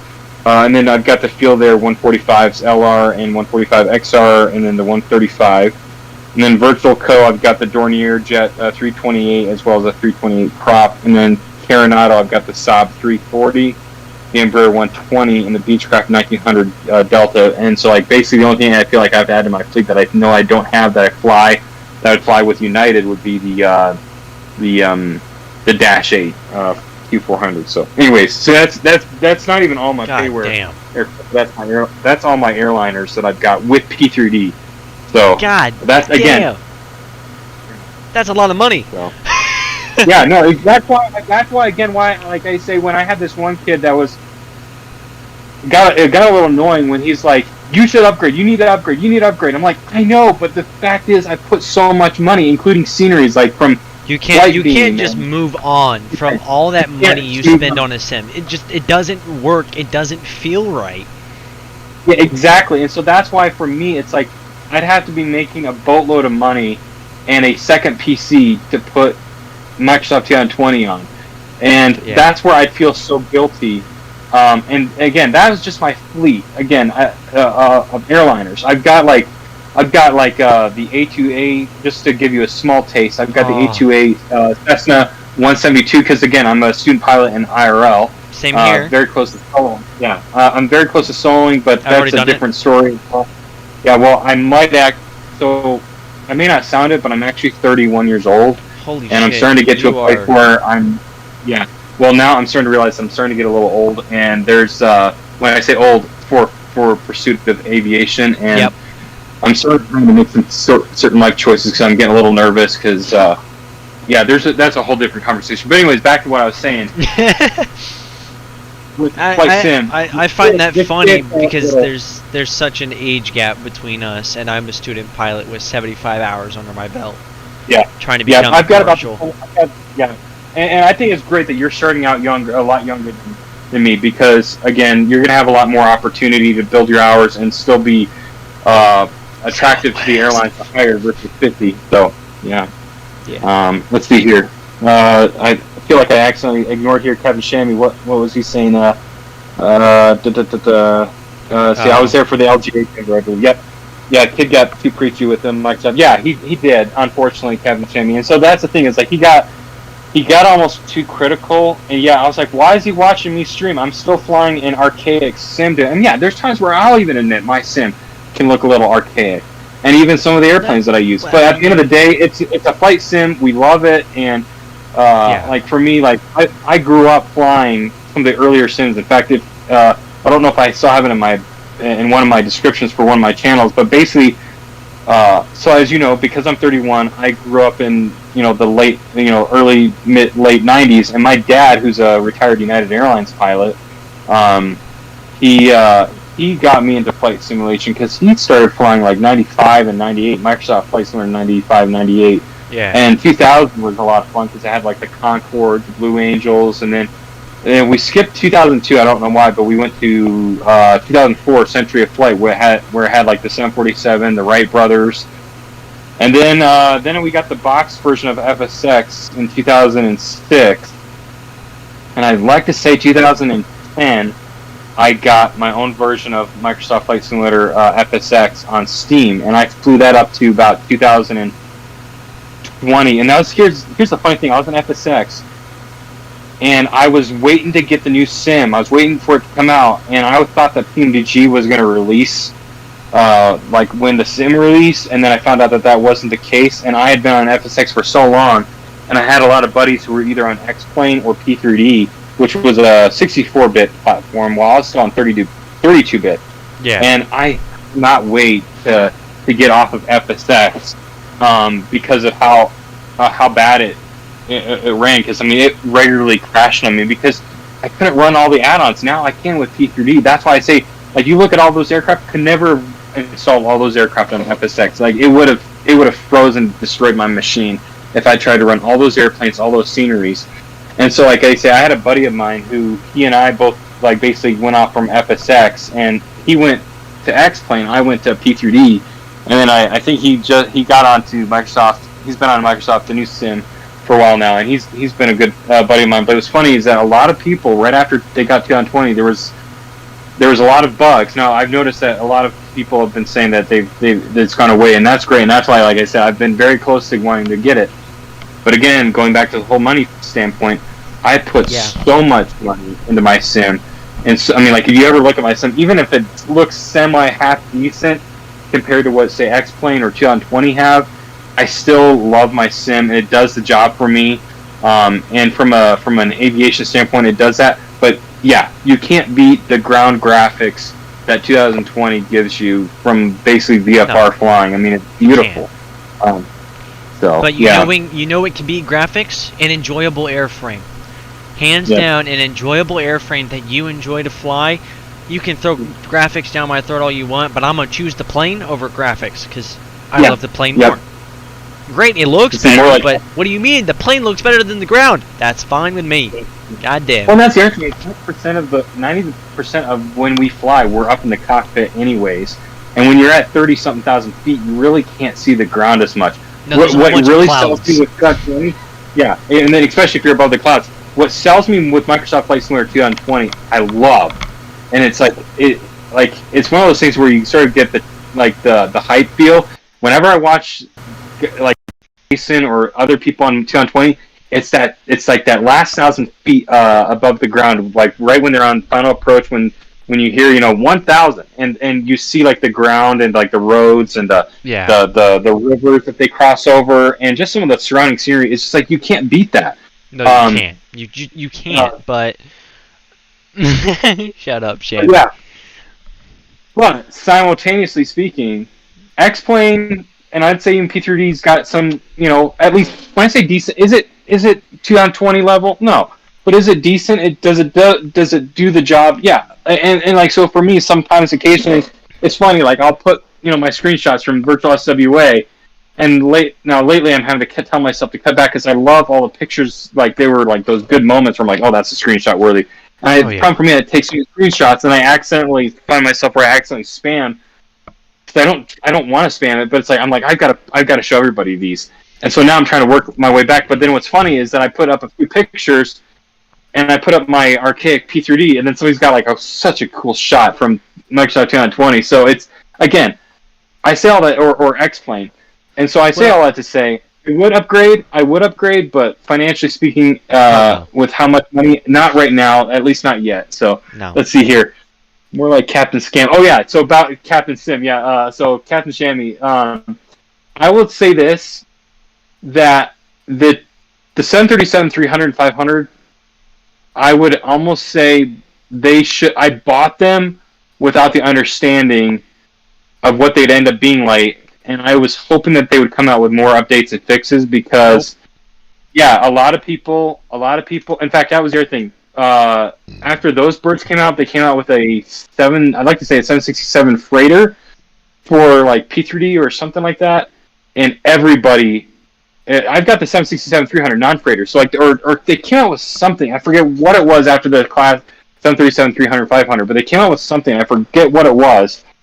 And I was, again, like I said, I'm not big into the freighters. I do a lot of airline flying with the two VAs I fly for, or I'm flying GA aircraft like I do in IRL.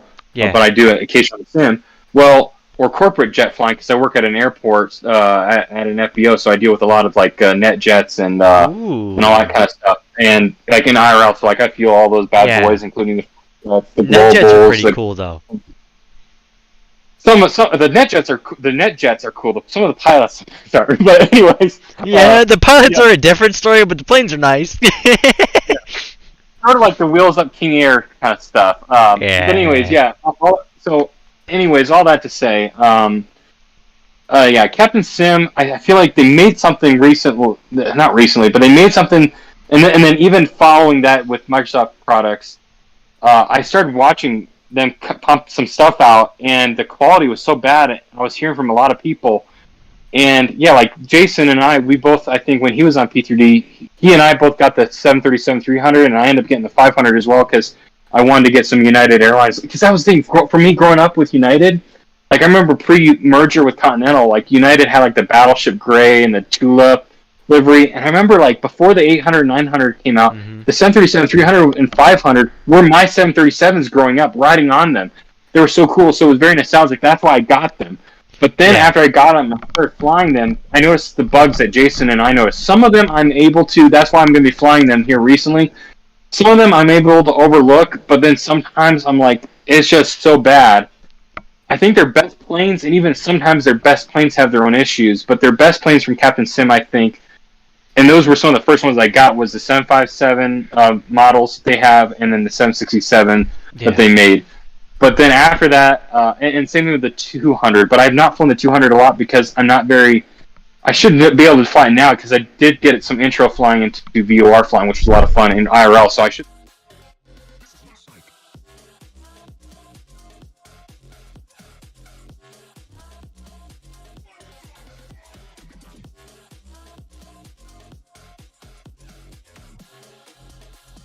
.737, 300, and 500 that has the FMC, and basically that that plane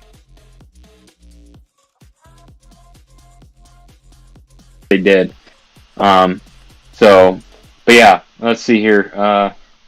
Still would get that over the Resdoc 3D Max. So yeah. So speaking of the Max, one other thing. So again, I know with you guys that are an X-plane, you guys got the 737 Max. Oh yeah. I saw the iFly developer who makes like the iFly 737s for like FSX and P3D. I used to have their 737s, and then I went to PMDG, which I think PMDG slightly outdoes them, but they're almost identical in terms of like what they can do. Well, they're coming because I know PMDG is not going to make a Max for P3D. They'll probably make one for Microsoft Flight Simulator. They already announced that that's one of their plans. Yeah. But that's going to be after their wide body. So after their wide body, they're going to start doing the Max line. But I think they're going to do the EFB first, in between like the 9 and the wide body, and then they'll come with the Max after that. So with that, iFly is making a 737 Max for P3D in 2020. But P3D is their main focus, and I've seen pictures of it, and it looks amazing. And so that's one of the other things is for me, if there's still a plane that's going to be coming out for P3D, I still am going to stay on it, especially if it's the Max, because again, I want to be able to fly that.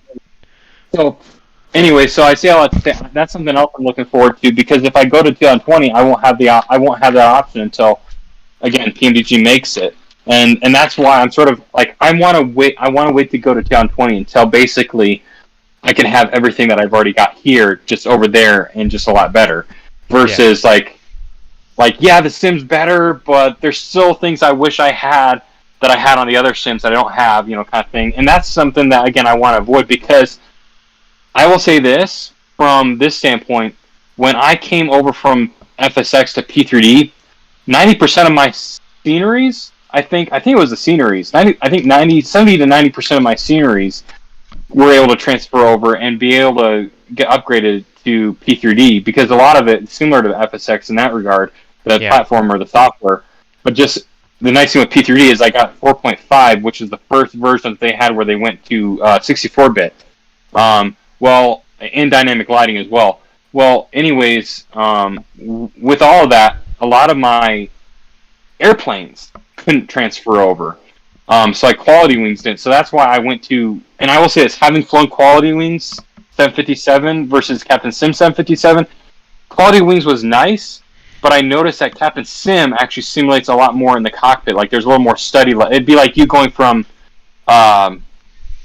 like FSX default 737 to PMDG.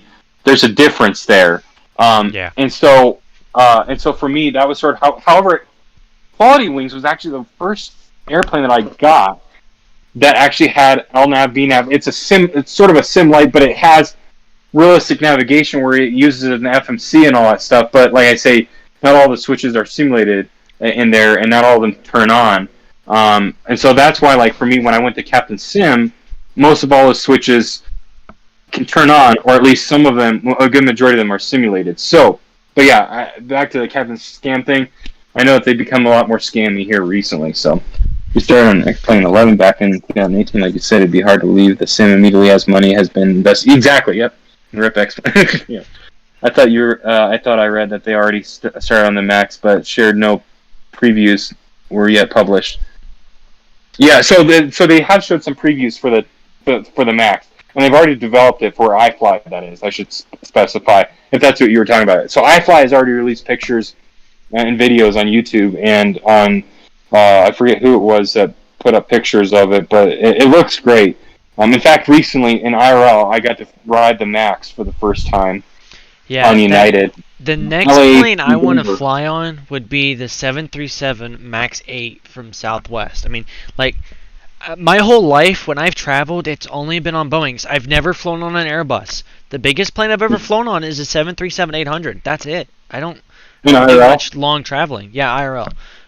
Okay, so, and that's a funny thing. It's like, after I turned 26 and I lost my dad's passes, I haven't been, because again, flying is expensive. Oh, yeah. And even, at the same time when I was a kid, it wasn't like I did a crazy amount of flying, but I can say, I remember I got to fly on the 747 Queen of the Skies one time with United, and it was a Battleship Gray livery, and it was from Denver to San Francisco. But we sat in coach, though, like everybody else, because again, when you fly a standby, you don't really get the history of that. But still, that doesn't matter. I mean, you're on the Queen of the Skies, for sakes. Like, shit! That's a luxury! Exactly. Yeah, I know. But you see, back then, we didn't think that it was ever going to, we didn't think that it was going to ever, get parked. This was like in the 90s. It still had at least a couple more decades to continue flying. And unfortunately, if I was ever in charge of an airline like United, I would bring it, which again, I don't have the money, I don't have the influence, and I don't have any connections. But if I ever did control United, I would bring back the 747, or I would put it this way, I would bring the 747 back in the form of the new 747 that they developed with the 800 series. Just to say that we've still got we upgrade the 747 from the 400 to the 800. But anyways, sadly we're just going with the 47 all in general. So I prefer the 400 over the 800, and that's only for one thing only. You want to know what that is? Rolls-Royce RB211s. Best engine that is ever. true. That is true. Yeah. Best engines, bro. You can't go wrong. So I've flown on the 747 400 in real life. I've flown on the 777, and that one I actually got to the 777-200. That one I got to fly on right before or right after the merger happened, and somehow United hadn't gone to the blue tulip livery, on that yet, and this was just right around the merger because a lot of the planes that they had were in the blue tulip livery. This one was still in the battleship gray, like '90s livery, which was really cool. And even the interior had the '90s. Favorite, though. Again, the 47. Yeah, the battleship, and I like the battleship gray too myself. That's one of my favorites. Yeah. Basically, the last two tulip liveries pre-merger are some of my favorite liveries that they made. I even like the one before the battleship gray. I like the battleship, or not the. I like the tulip liveries in general. If I were to rank it, I'd say battleship, the tulip blue, and then the Sawbass rainbow tulip livery, and then I'd say obviously the Friendship is beautiful. I mean, it's classic. Again, I don't hate any of them. But anyways, in terms of iconic and what I grew up like, that was United for me. But anyways, so I flew the 777-200 in real life, and that one I got to fly first. This was right before the merge happened, when standby didn't get all screwed up. If you were flying solo, like the employees and all that stuff got to be higher on the priority list for standby. And that one I flew from Denver to Los Angeles at 3 different times. That route, because I was in California for college. I flew first class on the 777 for free, because of my dad's passes, and it was so special. And those were the only times I've ever gotten to fly first class, because all the other times I've basically flown coach or economy. I've never flown first class in my life. Like, I've never. Again, sort of like what you were saying. It was super special, even though some people are like, dude, you probably fly first class all the time. Not anymore, and not in general, especially because when you fly as a family, you get sort of lower on the priority list. And then when you fly by yourself, now with the merger, they messed up the whole scheduling too, where now, I don't know how it all works, but basically, if I were to fly standby now, I'd be at like the bottom of the list, and everybody else would be ahead of me. But anyways, all that to say, but even now, after being 26, I lose those passes or whatever the standby privileges, unless I get onto my dad. Like, he has to sign a certain passes, which I'm trying to get on next year. So it will help with the cost, but but the only downside is I'll be at the bottom of the list, and I'll be like one of the last. Those people you see that board the plane very, very last. Unless you buy a ticket, then you don't.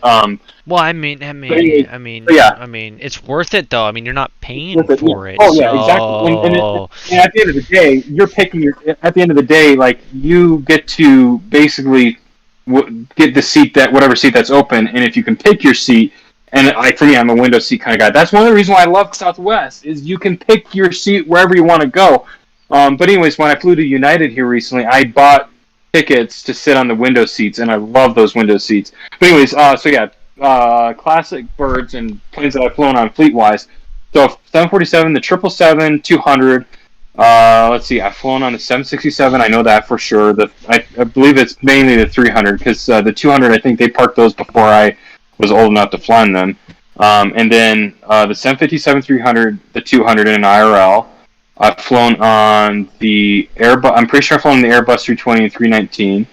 And then, let's see, 737, I've flown the 900 and 800 in IRL. And then I've flown, and I think maybe even the 700.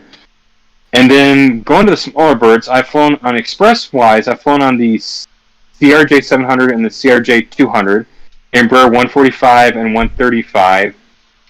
I've not flown on the and then I've flown on the British Aerospace 146 200 back in the day when United used to fly on those. But here's the funny thing: in IRL, I never flew on any of the United prop planes, which I wish I did. The Express prop planes, which I wish I did when they had the Dash 8, the Embraer 120, the Beechcraft 1900. I never got to ride on those. I think that would have been cool. And then I've never gotten to fly on the Embraer 170 or 175 with United at all. And I'm not flown on the Dreamliner at all either. I wish I have. I probably can. It's funny. I've gotten to fly the Max here first before the Dreamliner. But yeah, I think I've covered all of those, at least from United's standpoint. Yeah. So. Well, unfortunately, it is that time. I do need to start hitting the hay and head to bed. I gotta be up early tomorrow for work, so I know how that life works. RBA sound nice, but nothing beats the seating on the 737. Southwest open seating policy is all fun until the plane gets. Yeah, that is true. That is true, Captain Shammy. But yeah. Hey, Dark Wolf was. I'm glad I was able to come on and answer your questions, and we got all three of us got to chat some aviation here a bit. So again, should be able to follow you. And again, nice to meet another fellow. Okay, so here's the deal. Just FYI before I go. So Dark Wolf, you can do whatever you want. But at the same time, I was sort of being funny, but simultaneously I'm going to put in some sarcasm here. Don't sit on that captain's lap, because the captain's seat is there for a reason. And if you're an FO with SWA, like me, when I joined SWA, I was like, you know what? Oh yeah. So just to quickly say, so with Virtual United, I think like the transfer hours is like 125. And what's funny is the maximum number. That's the maximum number of hours you can transfer over. And with Virtual United, I think if you're a first officer, I mean, like the hour transfers are so much smaller than say Virtual SWA. Like Virtual SWA, they're small compared to real life, obviously, because you need 1,500 hours minimum, as we all know. But what's cool with Virtual SWA is that there is somewhat of a spacing between each ranking, and because with Virtual United, I can now basically fly any fleet within the United fleet. I can go fly Express if I want to, or even though it's not real life, but like I'm type rated to fly basically any aircraft and sit in the left seat because I'm a type rated ATV captain. Basically, all those airplanes are full and available for me. But with Virtual Southwest, when I got on, the maximum number of hours I could transfer was 50 hours, and I was basically started off as a second officer or whatever it was. And That's so, where I am right now. Yeah, so basically, it felt like an eternity, and then that's how it is in real life. So I mean, like. Yeah, it is. And so, but that was the other thing is that I was watching Jason streaming, and I see him sitting in from the left seat, and I forget somebody in his chat was saying that they're an FO and they're flying from the right seat with the VA. I was like, that's a really cool idea, and they were like, it's a unique experience, but it gives you sort of a realism immersion sitting from the right seat. Because I'm like, I don't think I've ever in all my sim time up to that point I never sat in the right seat. I'm just used to sitting in the left seat every time, even when I wasn't flying for VAs. I'm just always sitting in the left seat, and that's usually the default for most of the views, whether you use a chase plane or some other like Easy Dock or whatever. Like most of the time, our default view, even in the sim, is the captain's seat, virtual cockpit seat. Well, I thought, you know what I'm going to try to do? I'm going to try flying from the right seat, and let me tell you something, that threw me off right off the bat. But I'll say initially when I started flying with the VA, I wasn't sitting in the right seat like you. I was sitting in the left seat. And then somebody was mentioning about the immersion or the realistic factor of it. I was like, I'm going to try that. And so I started doing that, and it was really weird, just visual standpoint. Yeah. Even landings, I was like, I don't know if I can nail this. But then I started doing it, and now it's like I've gotten used to it where it's like, okay, I think what's going to be weird is with Virtual Southwest, because I've got my chase planes set up with it, is when I have to switch over to the left seat, and I use the HUD, because that's the other thing, is I don't have access to a HUD on the right side with PMDG, except if I go to the left side when I fly the captain with Southwest. And like what my dad was saying at the time when he was flying the 737, 800, 900 with United, I don't think they had the HUD, or at least he didn't use it. So that's the other thing I'm looking forward to, is when I go over to the left seat, I'll probably have to look up some tutorial videos if Jason has any, on how to use the HUD, because I have not researched any of that, or I'll have you guys help coach me through that. But when I do get the upgrade, I will switch over to the left seat, and that's going to be a little sad because I'll miss sitting in the right seat because now I've done it for so long with Southwest. But then it's going to feel like an actual legitimate upgrade versus like with United, I skipped all the upgrades and basically got to the most senior level. It'd be like getting chief pilot position at 50 hours with Southwest. That's basically how it was for me, except it was 125 is the maximum you transfer over there, where Southwest is 50. So yeah. Well, so I joined Southwest Virtual because I'm a dead hard Southwest person. But when I first joined Southwest, that was the first time it's my first VA. Been with it the longest because obviously it's my first. But that's the reason I got X-Plane was I need to fly the 737. It's an amazing plane. I've flown on in real life. I've got to know how to use it in the sim. Well, every hour I've built up is every hour I've used to learn behind everything that goes on in a Boeing 737-800. I've always flown the 800. I've never messed with the 700 because I don't care for it. It's too small. But I just hit 70 hours with this virtual company. But I would be higher if it wasn't for the fact that I devoted 75 hours plus of my life towards becoming a pilot in real life. I mean, that's an amazing goal for me personally.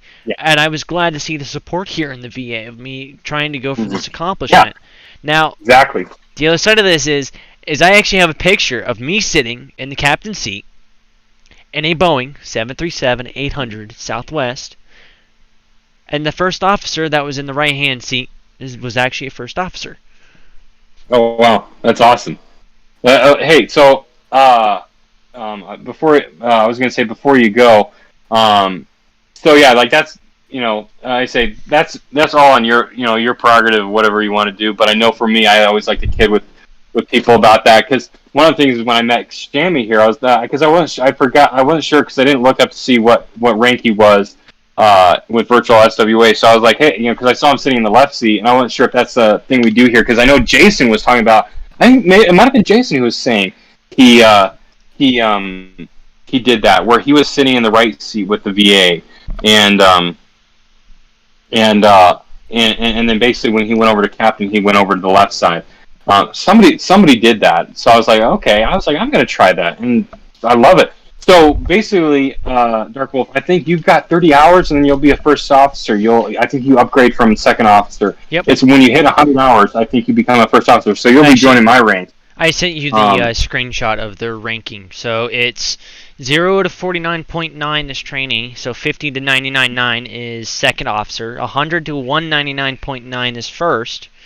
That's when that's the first officer bracket. When you hit captain, it's at 200 hours up to about 324 and a half. So you have 125 hours worth of time that you're spending as a first officer before you hit that captain. Yeah, and so I'm at 150 right now, I think. So I've got about 50 more hours until you hit captain. Until I get captain. So and then you have 125 after that until you hit senior, and then you hit 500 hours and you're a chief. So and that's why, like, for me, it's weird to say this, but now it's starting to feel like it is going faster because I'm like, I can't believe it's just 50 more hours before I become a captain, and that's why I'm sort of like this is the last ranking I'll be sitting in the right seat, even though like I know right now being a second officer or trainee, it sort of feels like you've been sitting in the right seat for eternity. Well, but that's the other funny thing. So that's the unfortunate thing is that when I joined. So Virtual United was the first VA I joined. Somebody introduced me to Jason when it was still Virtual Virtual Southwest Operations or whatever before he changed to Flight Sim Broadcast Network. But he was basically the one that basically talked me into joining it because again, like you, I learned a lot from him, and I wanted to get to just become more of an expert, or I'm not an expert, but just to get to fly and be more familiar with flying the 737 a lot more. Yeah. And that's basically why I joined Virtual Southwest, was so I could just fly the 737 800 and the 700 and 800 series mainly. And I wish there was a way on the ACARS where I could select a 300 because I think next week with my stream I'm going to be doing I'm just going to be doing 2 flights next week like I am this week, but I'm going to be doing 2 retro flights, one with Virtual United and one with Virtual Southwest, and both of those streams I will be flying the Captain Sim 737, but it's going to be the 737-300. So what you but I can won't be do, flying the VA. What you can do is you can go into the VA and tell it you're going to be flying the 737-700, but you can fly whatever airframe you want and get away with it. Because as long as you're doing flights, they're not restrictive, they don't care. Which is why you can do whatever you want out of the gate as long as you're doing an hour or a flight within every 30 days. As long as you're meeting that requirement, you're golden. I mean, you're good to go for the rest of it. Yeah. But, I mean, I've been with Southwest Virtual for 11 months. I joined in January of this year. And I've only have 70 hours on the clock with 43 flights under my belt. And I'm still learning about the Boeing because there's more stuff coming out to the plane showing you more what you can do. But I didn't look at YouTube videos. I taught myself. I taught myself how to brake the plane. I taught myself how to fly it. I have never, ever used the auto start feature on any sim. That includes MSFS 2020, X-Plane 11, and X-Plane 12. I have never used it because I learned how to turn on the plane myself. That's the only way to get to know the plane is to do it yourself. Exactly, and so like for me, every time I know it sounds stupid, but almost unless I'm doing a trip and I'm like I say again, I think like what Captain Shammy has done here, I'd have to go back and look at his trip that he did where he was flying multiple legs. Basically, every time I stream, I start my plane cold and dark, and I power it on, and then sometimes I'll remember to power all the way off. Sometimes I won't power it all the way off because I'll sort of pretend like, hey, some other crew's going to take over. kind of thing. So I'll leave it running for them. But yeah, like I like the way I got to know my systems or airplane was by basically starting my plane cold and dark. But then if I'm flying a leg and I'm doing a turn kind of thing, I'll leave my plane running. Like I won't go back to cold and dark because again, no pilot's going to do like if you're doing a trip and you're doing multiple legs in a day, you're not going to turn your plane completely off, kind of thing. Yeah. And then if you're switching, or if you're changing planes in the middle of a day trip, you're probably not going to show up to a plane unless sometimes it's happened. I think Big Earn had that happen one time where he showed up to a plane in the middle of the day and the plane hadn't flown at all that day, and so it was cold and dark. So I mean, again, it's up to the prerogative on that. But generally speaking, the only time I almost every time I start flying or start up my sim, I'll start it cold and dark and go from there. I never started have an auto start like what you were saying there. Let's see here. I never bothered to be on the race seat prior to being captain of the VA. Oh well, Captain Sammy, you're missing out. But I think you've tried now recently, even though you're a captain. I guess you could sit in the right seat, like what we were talking about earlier. I think if you're a line check airman, I think you can sit in the right seat, even though line check airmen have to sit in the right seat. They're either in right seat or they're in jump seat. There's no other options. They're not allowed to sit in captain. Yep. Let's see. I'm pretty sure you have to be trained by Jason to get chief, but at 500 hours is when you're eligible for that. Not 100% sure, though. I could sort of recall hearing about that. Yeah, trained by Jason or some other chief pilot, yeah. Same, I did use one of the few tutorials to learn the Zebo, and after that I got the hang of it. I think if the plane is planned to be on the ground for more than 2 hours, it can go cold and dark. Yeah, true. Well, and so anyways, all that to say, I think with one last thing I would say I appreciate with Virtual Southwest is that, now granted, I think I've had a few terrible feet per minute, and apparently I found out in fact I think I posted up some time ago I was joking about a very terrible feet per minute that I got approved, but I think in the SOPs or the manual, our virtual airline with Southwest, they like feet per minute to be less than 500 max. Where with Virtual United, I get the leeway of 800 feet per minute. If I get 800 feet per minute or more, it gets reviewed by the staff at Virtual United. And so I was assuming that would be the case with Southwest. But I think I've had a few that are very close or borderline where it was 525. But again, given certain circumstances, I think they've let it pass. But somebody apparently was telling me how they had a big giant number that they approved there. But anyways, I say all that to say that I appreciate them having a lower feet per minute number for landing rates than say 800. It doesn't allow you to slam it all the time. Yeah, you don't want to be slamming it because again, if you had a 500 plus or more, you could be in the range of damaging in real life. Yeah, or fired, exactly. I will say though, the hardest landing I've ever done. Now this was all due because of lag back when I was on. So my streaming laptop has a 2070 in it, and that's where I originally started flying. Was off of that laptop. MSFS got to the point where it was so advanced that I'd only get 8 frames flying the PMDG. Yeah. So I had a landing rate that was 475. That's about the highest I've ever gotten. That's with me trying to land the plane myself. That's the highest I've ever gotten, and that was due to lag. Now the lowest I've ever gotten hand flying, -7. Wow, that's good. So, with the but history of all the phone, I think the highest I've gotten.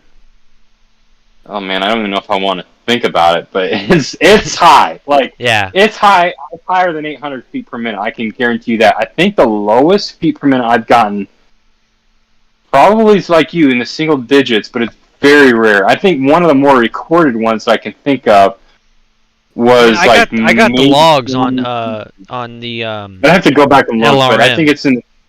Yeah.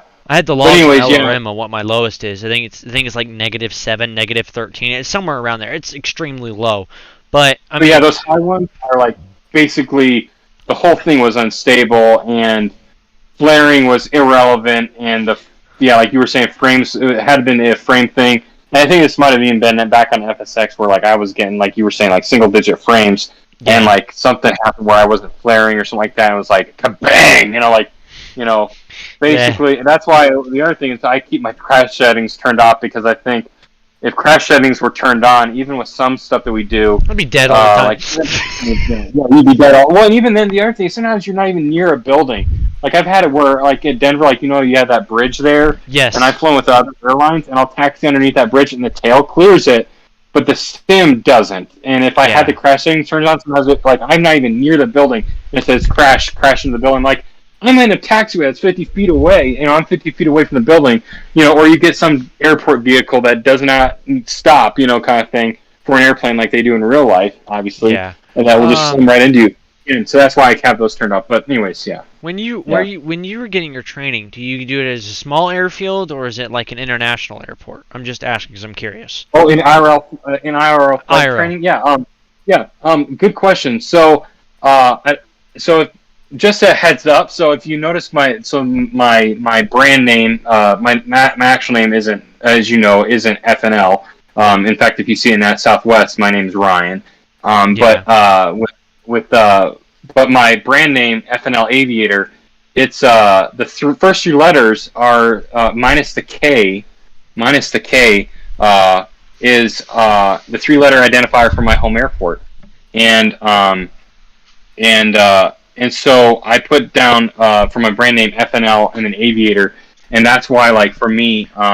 What does FNL stand for, if you don't mind me asking? No, go ahead. So it stands for the Fort Collins Loveland Airport. Again, don't ask me where the N stands for, basically, and or whatever. But F stands for Fort Collins and L stands for Loveland. The home airport. That's my home airport. Is that a? So that's my home airport. Is that a Delta or a Golf? What? Airspace, Delta or Golf, the airfield. It's I believe it's an Echo airspace. Damn. Okay. Wow. Okay. So I'm a little more experienced on the higher side of airspaces than you. Okay. Well, so we've got a tower. So we've got a tower at our air. So we've got a tower and ground at our airport. I'll explain why here in a minute once you're done talking. Yeah. Yeah. So. Basically, for me, so I'm probably about 60 or 70 hours as well into my flight training, and most of my flying has been on the 172, and maybe like 1 or 2 hours in a Diamond 20. But almost all of my flying has been in a 172. I'm spoiled. So my airport that I'm flying out of is about an hour north of DIA, Denver International, where I live. So driving-wise, it's about an hour and 15 minutes. Flight time, if you were flying in an airplane from Denver to Loveland, probably 10 minutes. In fact, I've done that in the sim. I love doing that. Our airport in general, we used to have, back in the day, we used to have regular airline service, 6 flights a week to Vegas and Phoenix, Mesa, with Allegiant. They used to fly the MD-80s in and out of here. This is before I was working there, airport. But we used to have 6 flights, 4 flights to Vegas and 2 flights to Phoenix, and then they pulled out in 2012, and that was before we had a tower, and so it was all Unicom.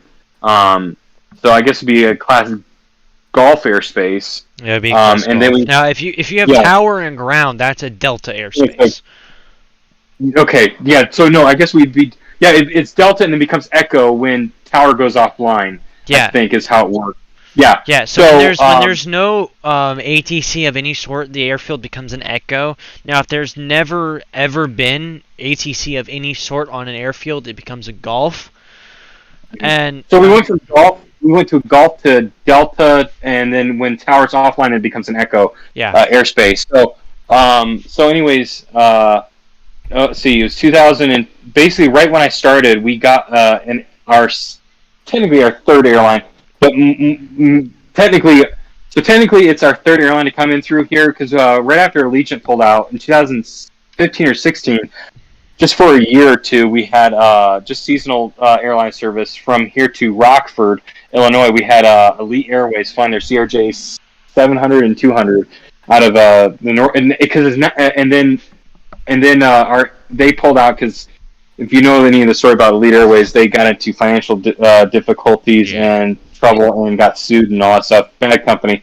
I don't even think they were flying anymore. But then after that, we didn't have any airline for a long while. And then it was 2020 or 19, right before COVID hit. we got a virtual tower installed, and a mobile tower set up. Our airport's going to be hopefully one of the first virtual towered run airports in the nation. It's a new technology, but basically what it is they've installed like a bunch of cameras to give 360-degree view on a pole that's like high up in the air, and it gives, and then the footage goes to an offsite location at the airport that basically gives them the view of what a tower would give, but it's in a regular building without them having to build an actual physical tower on the location, and so basically that's their future goal. Right now, it's gone through a lot of testing. Right now, they're just waiting for like FAA and paperwork and all that stuff. And that's approval. not gonna happen anytime soon. And that's what ended up happening was that they were on the verge of getting that all squared away, and then COVID hit, and so that took a hit because basically what they were doing was they have like everything's all functioning. It's currently being monitored, but it's not officially used yet. And so right now, it's currently our airport's being controlled from a trailer. It's a mobile power unit. It's a trailer, and there's 3 guys that sit in it. It's hilarious, but 3 guys sit in it, and basically their version of the radar. Their version of radar is not even radar. They basically how they keep track of traffic. They have a whiteboard. Not kidding. Oh my god!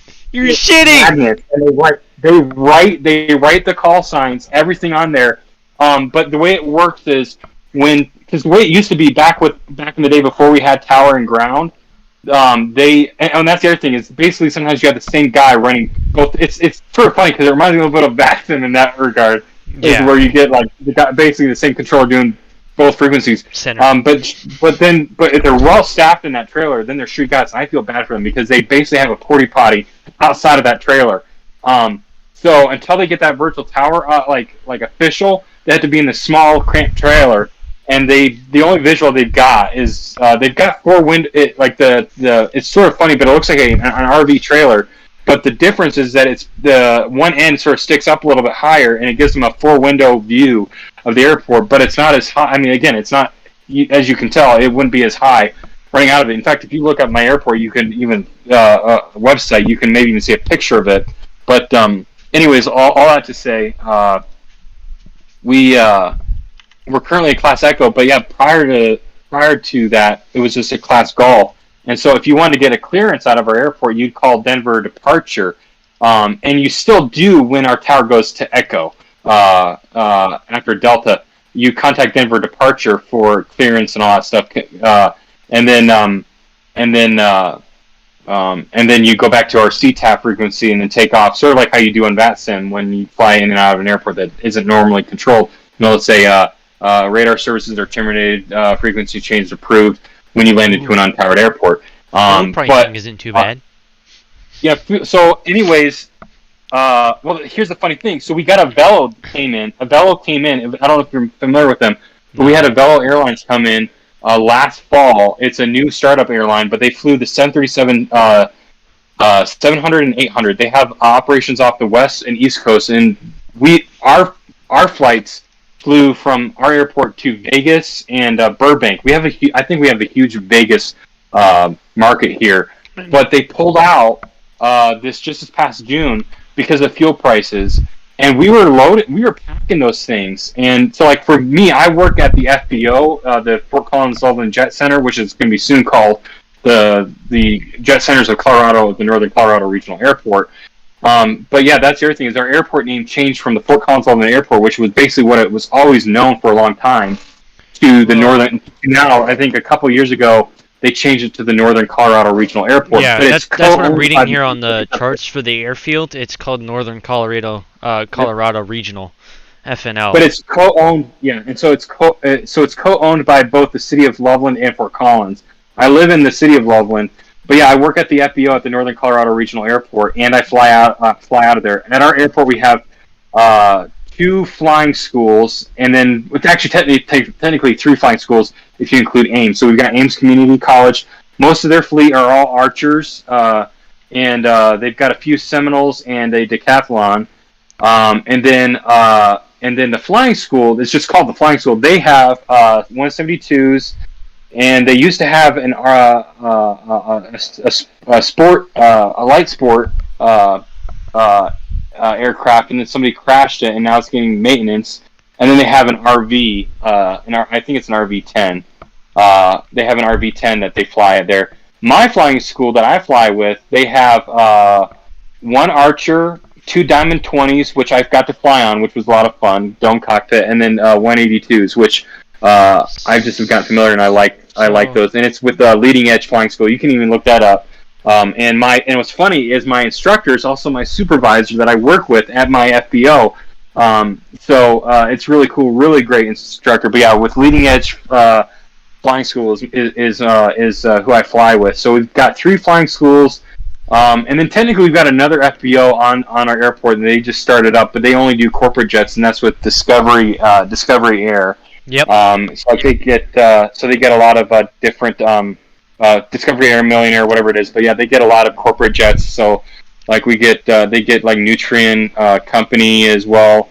And then there's a whole corporate side on the other side of our airfield. We've got 2 runways. We've got runway 1533, which is the main runway, which almost everybody uses. And then we've got a very small runway. I've not flown off of it yet. I'd love to if I ever get 624. Is that actual runway or is that grass? It is an actual. No, it's an actual runway. It's an actual asphalt runway or whatever it's described as. But it's mostly used as a taxiway. But occasionally it's used as a crosswind runway for some of the smaller, like smaller general aviation aircraft. Like the only time I think we've had the largest thing I think that ever landed on there was the King Air when we had like a crosswind of like freaking 30, 40 knots or whatever it was, where it basically could like get it to stop, because most of the time you're never going to see anything larger than like a Husky or a Decathlon or a Archer or 132 landing on 624.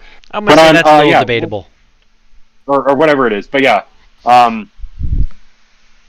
1.5. The largest plane we've had in our airport, and specifically on 1533, has been a 757-200, and that was back when we had I think President Obama flew in on Air Force One 757, and I think Mike Pence, the VP, came in. I wasn't working when either one of those guys flew in, but those are the men.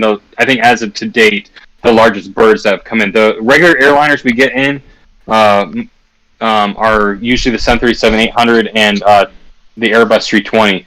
So when we haven't had the airline service, because Avelo pulled out this past June, and we were operating flights to Vegas and Burbank, basically 2 flights to Burbank and Vegas, so total 4 flights a week. A flight to Vegas and Burbank on Tuesday, I think it was, and a flight to Vegas and Burbank on Thursday. So Tuesdays and Thursdays were our flight days. And basically the way it worked was they didn't have a Velo cruise at our airport like Allegiant used to have. So basically the airline service that we provided Avelo was through the FBO, so it was almost like contract work. So I didn't work specifically for Avelo, so we had to schedule special crews. We had to take guys off our line to work the airline flights, sort of like how we do our sports charters. So when Avelo has been gone, we've had so far a lot of our airlines, and I'll put up pictures in Discord and stuff like that from time to time. We'll get Sun Country Airlines flying in there. We get Allegiant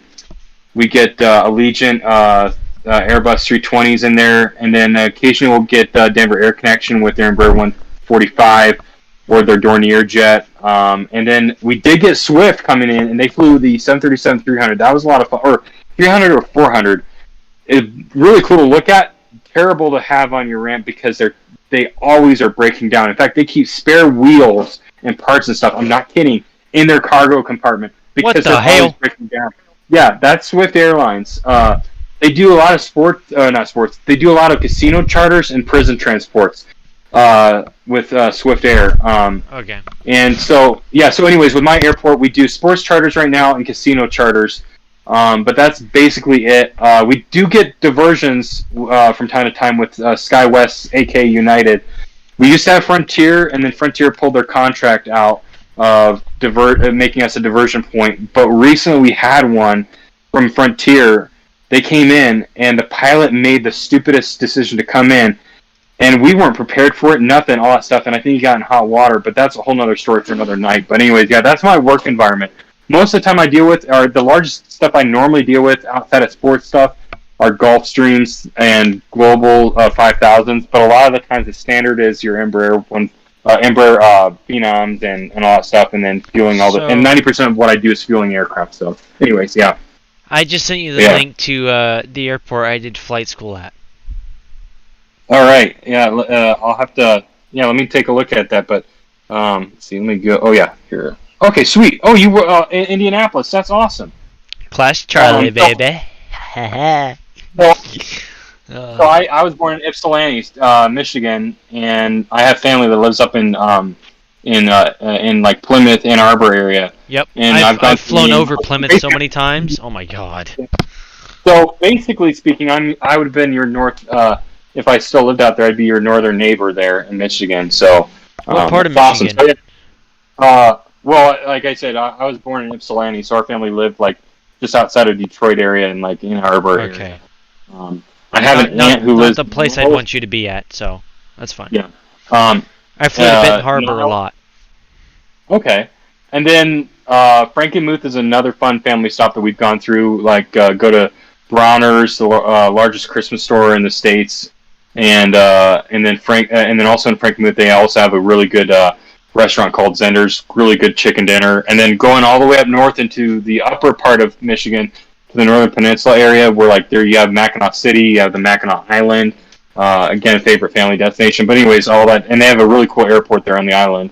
But anyways, all that to say, my dad being an airline pilot, so my dad's side of the family, my grandpa he's passed on, but he was a World War II veteran, flew the B-17 bomber in the European theater. After the war, he flew for Capital Airlines, flew a lot of their Douglas fleet, because that's basically what a lot of the airlines in those early 1940s, 1950s, a lot of them were like the DC-3s and stuff like that. Well, Capital became United, and basically my grandpa flew most of the Douglas fleet. I think he even flew the DC-10 toward the end. And then my dad basically followed in his footsteps. My dad got his private pilot's license when he was like 16. His first airline job was actually with a cargo company up there at Willow Run with Xantop. And flew the Lockheed Electra, got on as a flight engineer, and then basically got to be a first officer and then a captain after that. And then he flew with them for a while, but then ultimately he wanted to fly